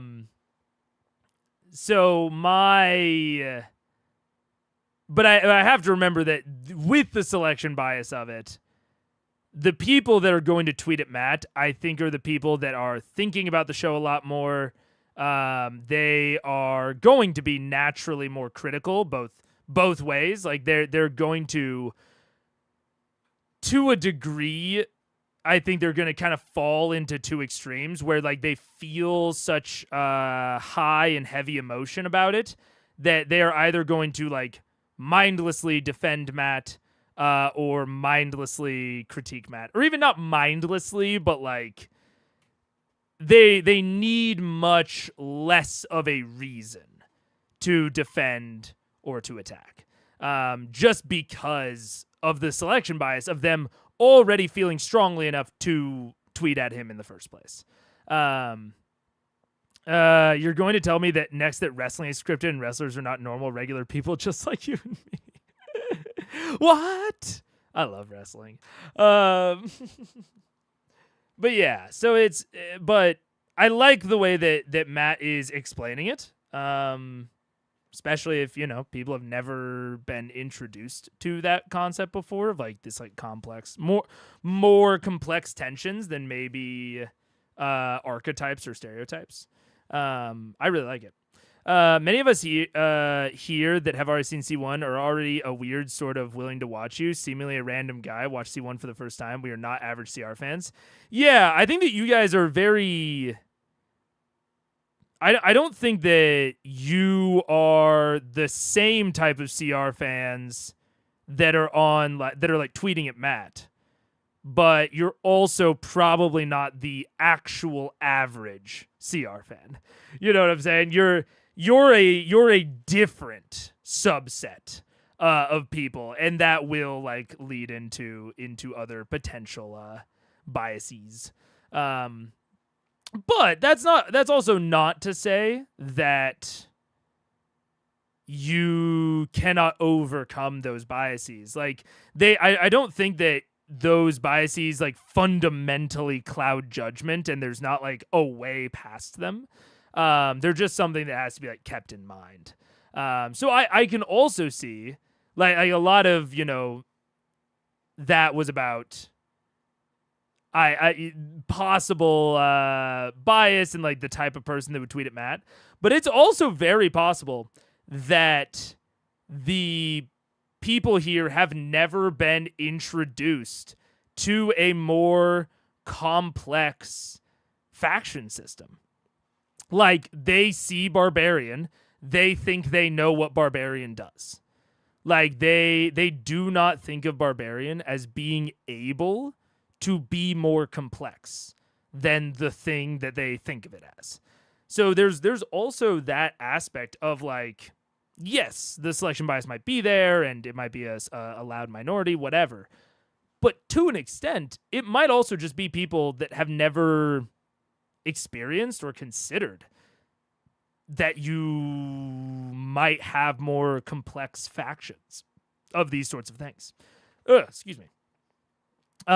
Because also with like the average CR fan, like a lot of people got into D&D from CR. So I think that when they think of fantasy and fantasy games, they're thinking about more prototypical, or just more typical in general, examples. So it's interesting. There's a SGM monologue about playing sapient creatures in a way that implies they aren't sapient. Yeah. It's there's an SGM monologue for this, probably. Or a Bleem article, a Bleem monologue. Yeah. But yeah, I don't know. It's definitely interesting. Yeah, Topaz. I think, and it also, I think that kind of harkens back to D&D's sort of wargaming roots of in a war game. Like if you think about like Warhammer 40K, it is much more like chess. You're not in chess, you're not going to have your pawns retreat, Or if you are, there's going to be like a very explicit mechanic around it, like a very explicit like morale and routing mechanic. So especially if you're more old school, this is right around when 5e's coming out. Maybe you played like 1 or 2e, and then maybe you kind of got out of the hobby and CR's bringing you back. There's definitely, I think, a mindset there of more of that sort of gamified kind of route to things. I have tweeted at Matt, but it wasn't criticizing for dumb things. Lol. Yeah. Matt Colville talks about using dying PCs as hostages to get adventurers to piss off. I think that there always were people who ran them more complex, but I do think that running enemies complexly is getting more common and more popular in the more modern editions of the game. But I don't really like calling them monsters. I think that's inherently biased. I agree. I don't know if you guys have noticed. I never had like a super, I thought like efficient name for them, but ever since I saw Daggerheart call them adversaries, I really like adversaries as a term. I think adversary is really good. So I've been starting to call things adversaries more often.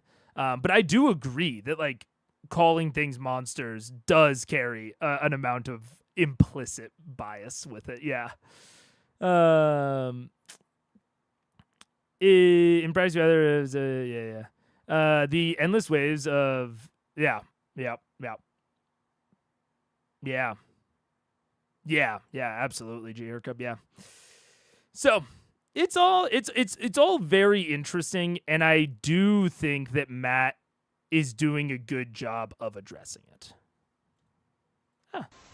It should be interesting as it plays out. So, things happen for reasons. My narrative is far from perfect. I'm having to write on the fly a lot of the times and doing what I can with what free time I have. So there's people who are more than willing to go ahead and tear apart elements of it. That's totally viable. But I try to do the best I can to have things make sense. And if anything seems confusing, trust that there's some reason as to why I did it. Whether or not you may agree with it, that's totally fine on you. But anyway, it was a fun episode, and I'm proud of them. The challenge level is still jumping as things go, and I'm curious to see how they deal with next week. But yeah, it's crazy. Did Scanlan get an alignment change? One act will not give you an alignment change, depending on your alignment. However, continued things towards that direction will begin to push in that nudge in that way. We shall see how that aspect will play into his character's personality going forward, which should be interesting. Stats for the items Grog got. I've gotten this question a lot today.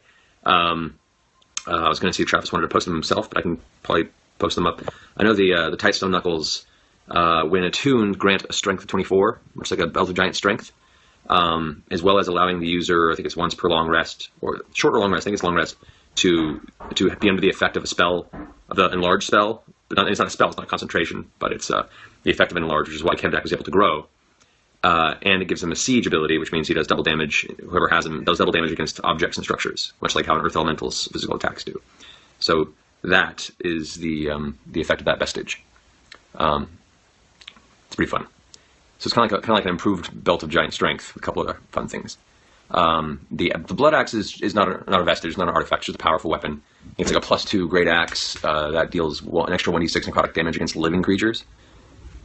And so it does not do the additional damage against undead and creatures that aren't considered living.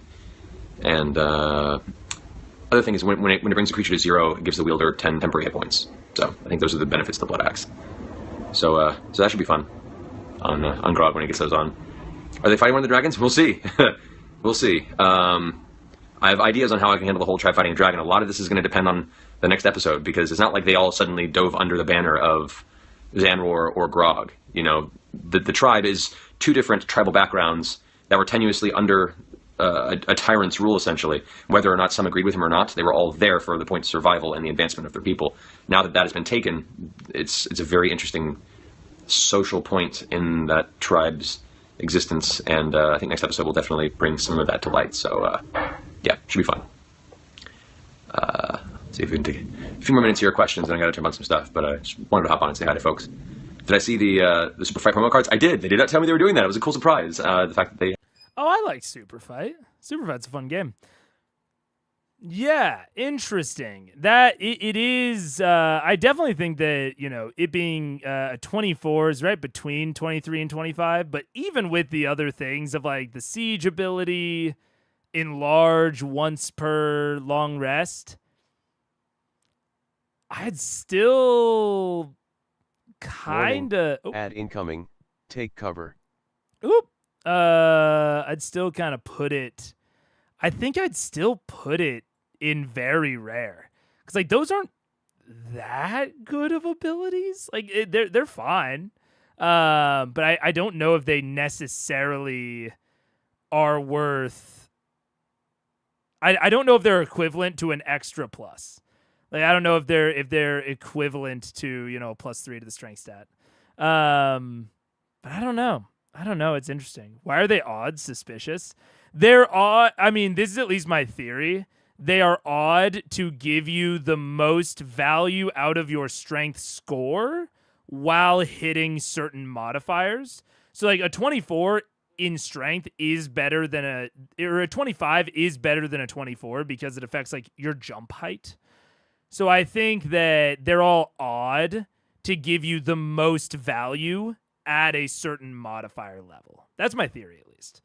That would be my theory. But we'll do an ad really quick, and we will be right back.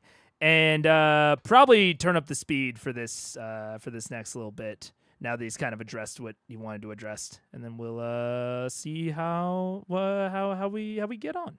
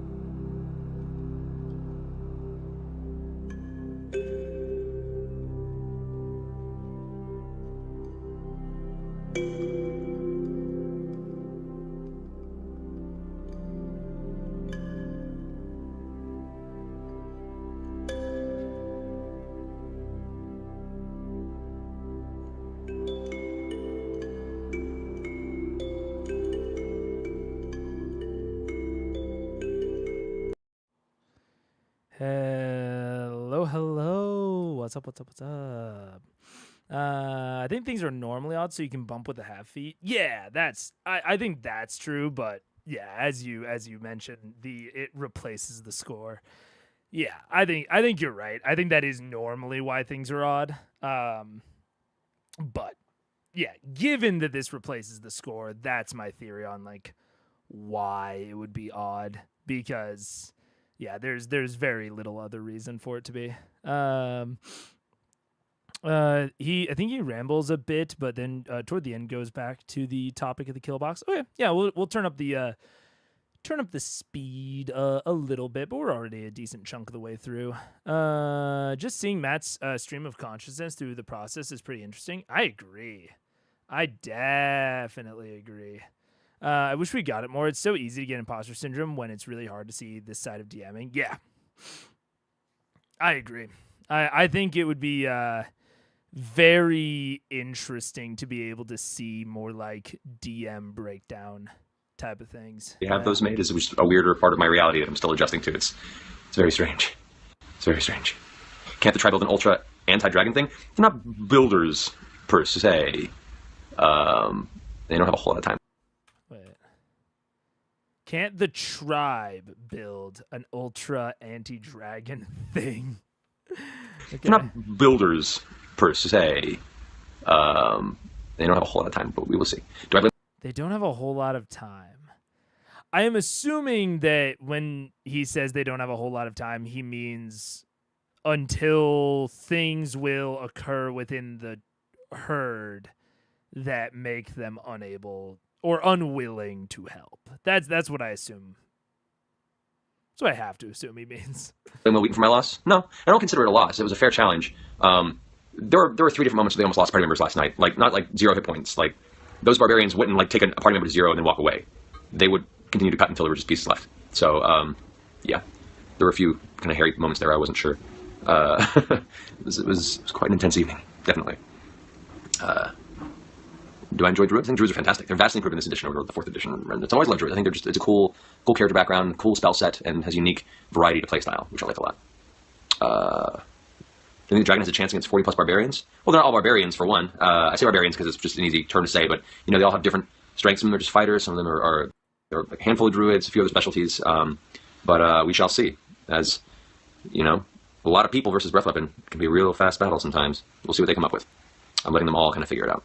Am I in Overwatch? I am. I'm always playing it in the beta now. We're getting it soon. Let's see.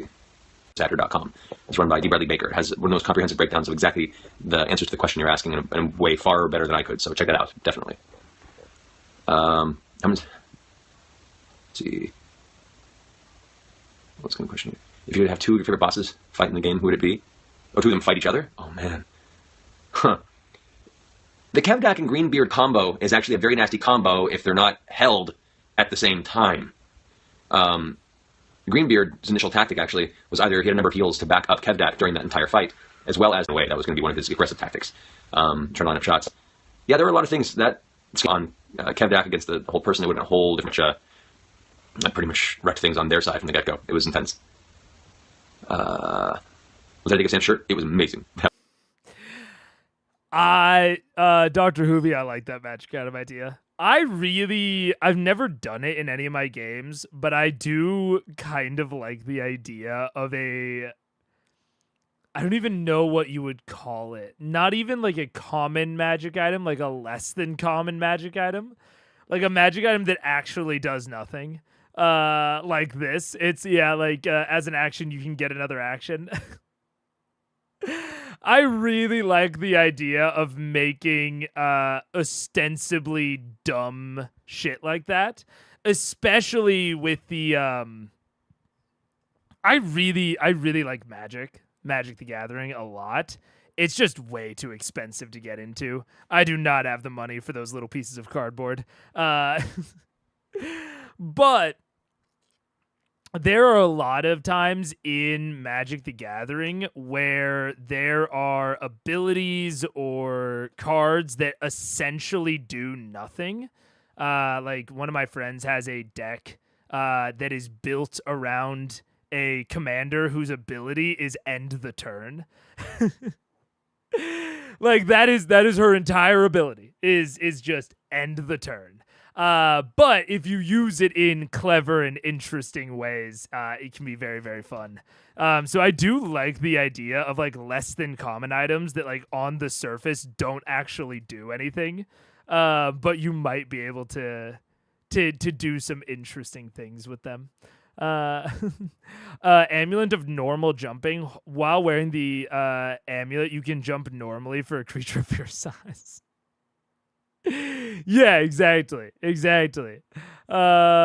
like, to that point, Baronessa, if you got like Lance of Lethargy or something, that would actually be theoretically a buff.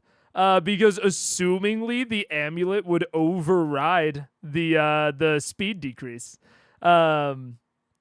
So yeah, I think that those sorts of like silly little things of like, oh, this seemingly does nothing, could be really, really, really fun. But I've never actually done anything like that. TBH, I think that sounds like it would be cool, useful if it was a bonus action. Yeah, it absolutely would be. I think the point is that it's kind of useless. But it would that would be like a cool like uncommon. Maybe not. I mean, maybe not even uncommon. I don't know. I'd have to think about it. But yeah, the idea that you can essentially convert a bonus action into an action through a magic item, could be like, yeah, maybe an uncommon. But I do think that would be like that would be like a legitimately good item. I like the idea of totally useless items.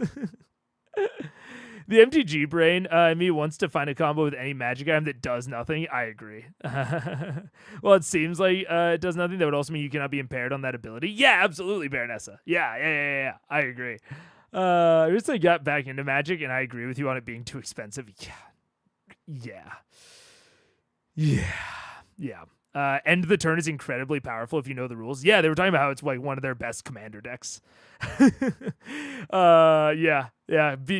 it interacts with a lot of things that, you know, like sacrifice themselves during the end step. Yeah. Also the card one with nothing was originally designed to be the most useless card ever, and it was for a while. Then it became a combo piece. Yeah. So it would just be a trashy version of a Ring of Free Movement. Yeah. Yeah. I think that would be super, super fun. I still don't understand why I can't use my action to get a second bonus action in a turn. Yeah. I agree. I basically, at my tables, if it ever comes up, I have ruled against it at one table, and there was a very specific reason why that is long and involves a lot of context. But at most of my tables, all my tables except for one, I ruled that you can convert an action into a bonus action, because I think it is so rarely an actual problem that I felt very good, that I feel very good doing it. Because yeah, to me it doesn't make sense. Like bonus action stuff is almost always narrated as being like quicker and easier and all that. So why wouldn't you be able to take an entire action to do it? Yeah. So he held on to that the entire day. Didn't share that to anybody until he unveiled it on the stream, and that was pretty great. Does Scanlan choose to hold Greenbeard at random? Possibly. He just said the guy with the Greenbeard, and I was like, all right, cool. I know people keep asking about why none of the Goliaths are mentioning Grog's beard. They haven't been in a situation where it's really been a concern for theirs yet. I have a feeling this is going to occur when they have a little less stressful environments to have discussions in. Osisa plus mate versus Thordak, who wins? I think Thordak could probably have that fight. Probably. Probably. He's a rough one. Am I surprised that Grog killed Greenbeard? I wasn't sure which way he was going to go. That was very much which path to the herd do you choose at this moment? You have two individuals that have some semblance of status within the remnants of the herd, and it seems that only one of these two you can choose to go with, and both can work towards your goals. It just depends on who you trust the path more, and who you think others can rally behind. Xanor's probably going to be a harder sell to the rest of the tribe than Greenbeard would have been, just because he'd been established for so long. But, I mean, like I said, a lot of that's going to play out in the next session, I'm sure. Zalura still in Western. Last they saw via the scry, she seemed to be radically propelling her way via the travel spark. I think it was out of the library there, the Cobalt Reserve. So that's the last I saw of her. We'll see. I'm planning on bringing in a Blood Hunter PC. If the story brings them to cross one of the orders, possibly. I mean, they exist in the world. They haven't really been in a position where they've encountered any yet. They're still very minimal in presence. Mercer's actually off to a shoot right now, so she's not here for this one. Would Kedak's rage have fallen if they would have waited around to attack him? They would have, actually. If they would have kept him there, his rage would have fallen, and he would have taken full damage after that round. But I guess they also just wanted to try and burn him down as best they could. They did a lot of damage to him, but that rage, just with half reduction, kept him going for a long time. How do I remember so much that's happened in previous games? I don't know. I still forget a lot, I'm sure. I have to go back and remind myself occasionally, but, you know, you live in this world the way I have, it kind of, some of the stuff sticks, I guess. I also might have a problem. Let's see. I'll do a few more of these questions, and I gotta run and get some work done, but I thought I'd pop in with you guys for a minute here. Let's see. Should Grog's rage have kept up? Not while he was inside the Raven Queen's amulet. That put him at a round with no attack or damage comparatively, so the rage would have dropped. Let's see. Any surprises last episode? There were many surprises. Many tactical surprises by the party, many rolls and responses that surprised me. The fact that, like, they brought Kevdak down so low and they went up to 70 points from the heal, and then they brought him down just back to that 70, and I'd already calculated, like, looking at him, he was on that tail end, and that happened to be the final blow was Grog. That was a big surprise, and really swung things in their favor. Like I said, if any other PC had gotten the killing blow on Kevdak, the battle wouldn't have paused. They would have seen that as an act of assassination and would have just kept attacking. It was pretty crazy. Let's see. You're doing the RPGs at MomoCon? I mean, I don't do a lot of ancillary RPGs because it's kind of hard to organize, and to be fair, I spend most of my time doing this one anyway. I can't burn myself out. But I'll be doing panels and stuff, probably on gaming and Critical Role and things like that. So, look, the doors have had their day, and we'll have them again. They can't all be doors. Besides, that would be unfair. From TPK them instantly. Oh, cool, you got Loot Crate because it was awesome. Yeah, opening. And, I mean, for me especially, means that I can spend more time focusing on the show because, you know, discounts for our fans, and we can still holding on and seeing where this whole thing goes. I'm blown away that the show is what it is, and that you guys are what you are. So, life's weird right now. It's good. An amazing person. And once again, if you haven't seen his videos, he's in GM tips episodes as I've been wanting to, and I hope to do some more pretty soon. We have a long list of people that want to be on the show, and I'm being particular and careful. I want to make sure that the people that aren't going on just for self-promotion. I want to make sure the people that are genuinely interested or passionate about either learning to play or have played before and want to get on, and do fall somewhat in the entertainment realm that we do. Coville would be phenomenal, and he's definitely in consideration on my list, so don't worry. Critical Role stuff in Loot Crate, that largely overlap, and that has been talking maybe doing, like, you know, specific, bring more of this world I made up to physical form. It's the weirdest experience in the world. I can't even, what do I think of Seb's world system? It's great. I like it a lot. Especially Deadlands. I'll keep pushing that one because it's one of my favorite RPG systems. Is my dad a bard? Totally. And actually, he made a bard the one game I tried to DM for my parents. He made a bard, named him something Fender, because he's my dad, musician. Pop Funko Mercer. Someone sent me one, a custom one at Christmas, and it's on my desk, and it's amazing. Let's see what other questions here. I'll give us some the update on the fanzine. We're there were through a recurring thing like that where we bring them together, and partially into planning the fanzine announcement. But we figured it put it on like an official, and we're hoping to do something really cool with you guys. You didn't hear anything here. Let's see. I have a little ad here. I'm not getting any messages here. I'll take 3 more questions, and I got to run. I've always been historically opinion on psionics. I have a weird history of psionics. Psionics have always been historically broken in a lot of ways in older editions. I felt a lot of psychic powers, the way they were designed in the older, like 2nd edition days, were very out of genre for me. So I had a hard time enjoying them. They've gotten better over years, and I'm waiting to see what they do in 5th edition releases coming up. It's a cool facet. I haven't quite found an implementation that I'm really happy with yet. So we'll see as things happen. I will send regards to Dagon. I'm sure she will appreciate it by going. She's really cute. I have thought about this with psionics. So we've talked about, like, I think one of the reasons that psionics doesn't feel a lot of the times like it works is because, especially for like a class entirely based around psionics, it feels like you should get so many passives that it becomes hard to balance. Like psionics, a psionics based class does not feel like it should have a really distinct class resource, which is, I think, a big problem from a implementation into D&D standpoint. Is there needs to be some sort of resource. I have thought about potentially an interesting way to do it now that I've seen Daggerheart, is potentially have a class that you want to feel very how would you say, consistent.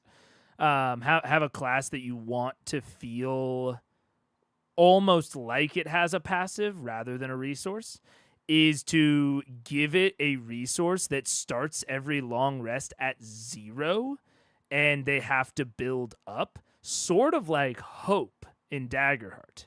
I've been thinking a lot about Hope. Maybe have like a maximum that they can hold on to, like Hope. Because that would kind of feel like a magical almost fighter, where like fighter, you know, has like really consistent stuff that they do. And then they have like occasional like big bumps of power. So I'm thinking like you take the whatever, like a lot of the subclasses have like dice. So like the psionic rogue has like dice. They have like a dice pool that they use to do their psionic stuff. So have the dice pool start at 0, and then, you know, every time you get a certain roll or a certain type of roll, you can add 1 to your dice pool and then use that to do various psionic abilities. I think that could work. I think it would make it feel a little bit more like what they seem to be going after. Isn't Psionic's main gimmick basically the worst parts of enchantment magic? I mean, it depends. I think that Psionic Fighter and Psionic Rogue and Tasha are really well done. I think that they both really get at using psionically themed abilities that combo really, really well with the classes that they're a subclass for. So like the Psionic Leap for Fighter, I think is like perfect. I think it, you know, it feels psionic, but it also very much hits on what a fighter might want to do. Same thing with like a shield. And then like the rogue being able to like summon like an invisible throwing knife essentially, or like, you know, telepathically connect to people. I think they did a good job. I mean, Tasha's is just awesome. And a lot of the classes in there are awesome. But I think if you wanted to design a main class, like there's a reason that they gave psionics class to those 2 classes, to like fighter and rogue. They also kind of gave it to sorcerer, but sorcerers, it's not really psionics with aberrant mind. But I think the reason that they gave it to those 2 things is because the like rogue doesn't have any class resource essentially, and fighter's only class resource is action surge, which is very most people I don't think would really consider it a class resource. So you can give the psionic subclass to those 2 so that you can put a class resource limitation on their psionics abilities. And I think because it's a subclass, it feels okay.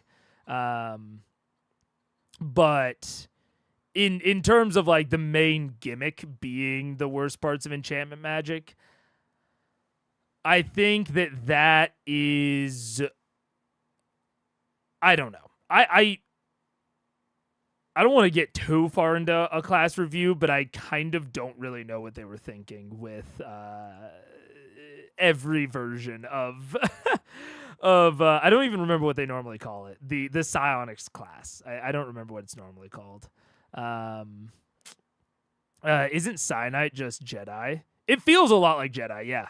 Yeah, which I think it's cool. I think it's like probably the best way to do a psionics fighter. I love I can't think of a Tasha's subclass that I don't like. Way of Mercy is okay. Way of Mercy is just kind of weird to me.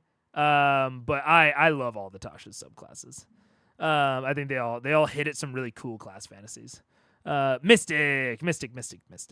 Yeah, I don't know. Any version I've seen of Mystic, I haven't really dug. I don't really feel like any of them have like really gelled into D&D well. She's really relaxed, and she makes little kisses. She makes kissy sounds. So like we'll wake up and she'll curl in bed with us, and we'll just go, and she'll turn us and go, and we'll just do that back and forth for like 5 minutes. It's the cutest thing. Birds are awesome. Thoughts on 3D printed minis? Oh man, I would love that. Maybe one day I'll get a 3D printer and I'll put them out. I've seen some really cool stuff happen. For me, I'm all about like the 3D printed terrain as well. all. I think a few critters have sent me some on the Dwarven Forge stuff. Last night was kind of like my magnum opus cityscape, and I was really happy how it turned out. I hope it came across well on camera for you guys. It wasn't too confusing, but I think it helped elevate. But yeah, I'm on this like terrain kick right now. I'm like, how can I do this? How can I do this? Let's see. Kevdak took half the fire damage. What's supposed to happen? Yes, I answered that earlier, but I'll say it again. Kevdak was not psychic. That's actually their benefit. They're more of a tanky. Engage them as an NPC. Look to them in the eyes and talk to them as the NPC would. And if they begin to describe what they're doing, ask them like, well, how do you say it? Go ahead and say it. Talk to me about it, like as the character. Or and even temporarily implement the rule. Well, whatever you say in character. If they're really not comfortable with that, then don't push them. You want to make sure people are playing on the level that they're comfortable for. But if you can nudge them a little bit out of their comfort zone, they may discover that they enjoy it more. It may take a little more work on your side as the DM to do so, but yeah. Any tips to calm an overconfident party? Throw something in their way they can't beat, and teach them that sometimes you have to run. You have to run. Yeah, I mean, there are many ways to do it. And if you look online, there's some cool options for that. I'm going to take one more question, and I got to run and get some work done. I mean, it's definitely what Matt did with the Chroma Conclave. And I do think that, he's got to run. So he's not, being too verbose with his responses. But I do think he's right. I think to calm an overconfident party, throwing something that they absolutely cannot beat, but providing them all the room to run is very, very effective at calming an overconfident party. The only thing you have to do from there is deal with the fact that this thing exists that they can't beat. And how are they going to engage with that? So it's definitely, I wouldn't even say it's a risk, but it is a strategy that comes with its own kind of fallout and things you have to manage. 19 misses. Yeah. Yeah, exactly. 19 misses. Let's see. Get through here. Do I use index cards to plan out my campaign? I don't use index cards. I print out like spreadsheets that I make in Microsoft Excel and then cut them into smaller blocks that I then tape to paper. So I use standard size pages, but I should remember to take a page behind the screen one of these days. I'm always in such in the zone when I'm set up and getting ready to go to the game because I have a lot of things I have to kind of prepare my brain and load up all the mental programs of what I'm about to run that I forget to. But I'll see if I can do that at some point in the near future. What do I think of 14-year-olds like you playing D&D? That's when I started, so I think it's cool. Be aware, some environments, especially in those ages, kids can be cruel. But be prepared to have, be sure of who you are. Have fun, and if you're not having fun with one group, maybe find another one. Would it be okay to send character sheets for you to use an NPC? To put in perspective, I'd say just in the past Christmas alone, I received about 35 to 40 different player characters people are sending me to use in the campaign. I'll reiterate, situation of favoritism. So I'm going to try and implement more possible contests in which we can incorporate NPCs like for the winner and stuff like that. We did that once before and it worked out well. So I'm hoping to do stuff like that in the future, but I can't assure that because it is kind of a weird slippery slope. But yeah. All right, I know I said one more before, and I did three more. Sorry. Do I feel physically? Let's be the last one. Do I feel physically drained at the end of a session? Yes. It's a very mentally and physically taxing experience running that game. It's intense. So I usually sleep well the night after. Don't sleep well the night before. Sleep well the night after. And I try not to schedule something too early Friday morning, but inevitably it happens. Like this morning, I had a 9 a.m. session and didn't get to bed until about 3. So I got about 4.5 hours of sleep last night total. So that was fun. Anyway, guys, I gotta get going. Much love. I hope you all have a wonderful day. Thank you for listening to me ramble for a little while. Looking forward to the next session. And is it Thursday yet? All right, guys. Is it Thursday yet? I don't know. I don't know if it is. Oh man, that is wild. That's his GM planning setup. That's crazy. I still love that Colville's suggestion of ransoming dying PCs. A good way to force a party to retreat. Yeah, I definitely think that there are a lot. I think like Matt thought through ahead of time. Oh, if a PC goes down, these NPCs are going to confirm the kill. But I definitely also think that you can use that kill confirmation lever as a very distinct complication within the fight. I don't know exactly what you're talking about Colville's advice on that. So maybe I'm reiterating what he said. Maybe it's totally different. But I do think that concept of once a PC goes down, what happens is really interesting, because I think the kind of standard is, okay, they go down and then they get ignored, and maybe they die from death saves, and that's, there's an amount of tension there.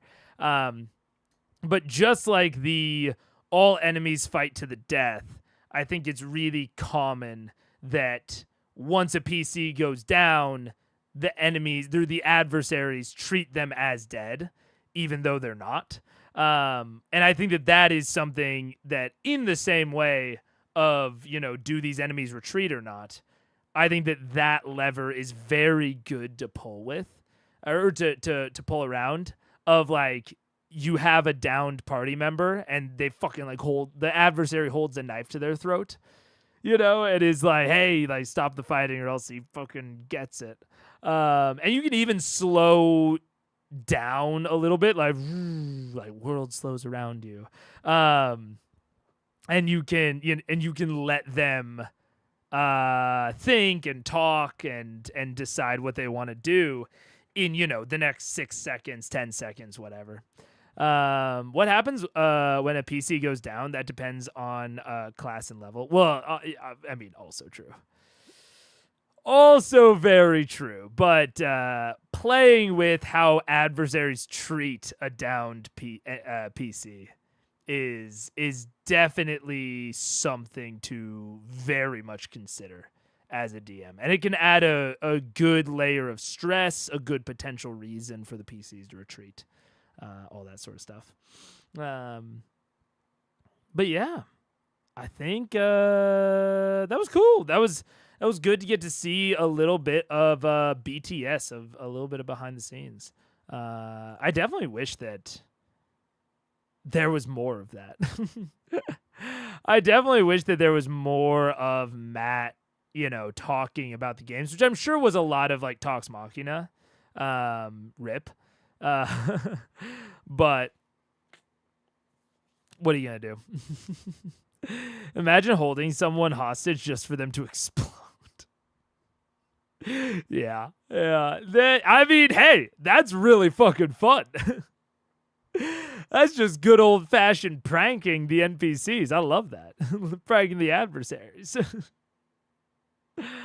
But anyways, my tongue is getting slowly more pained. I definitely think that this was the right choice for today.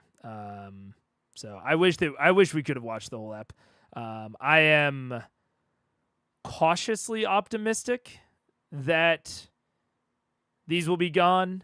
I hope they don't keep getting worse.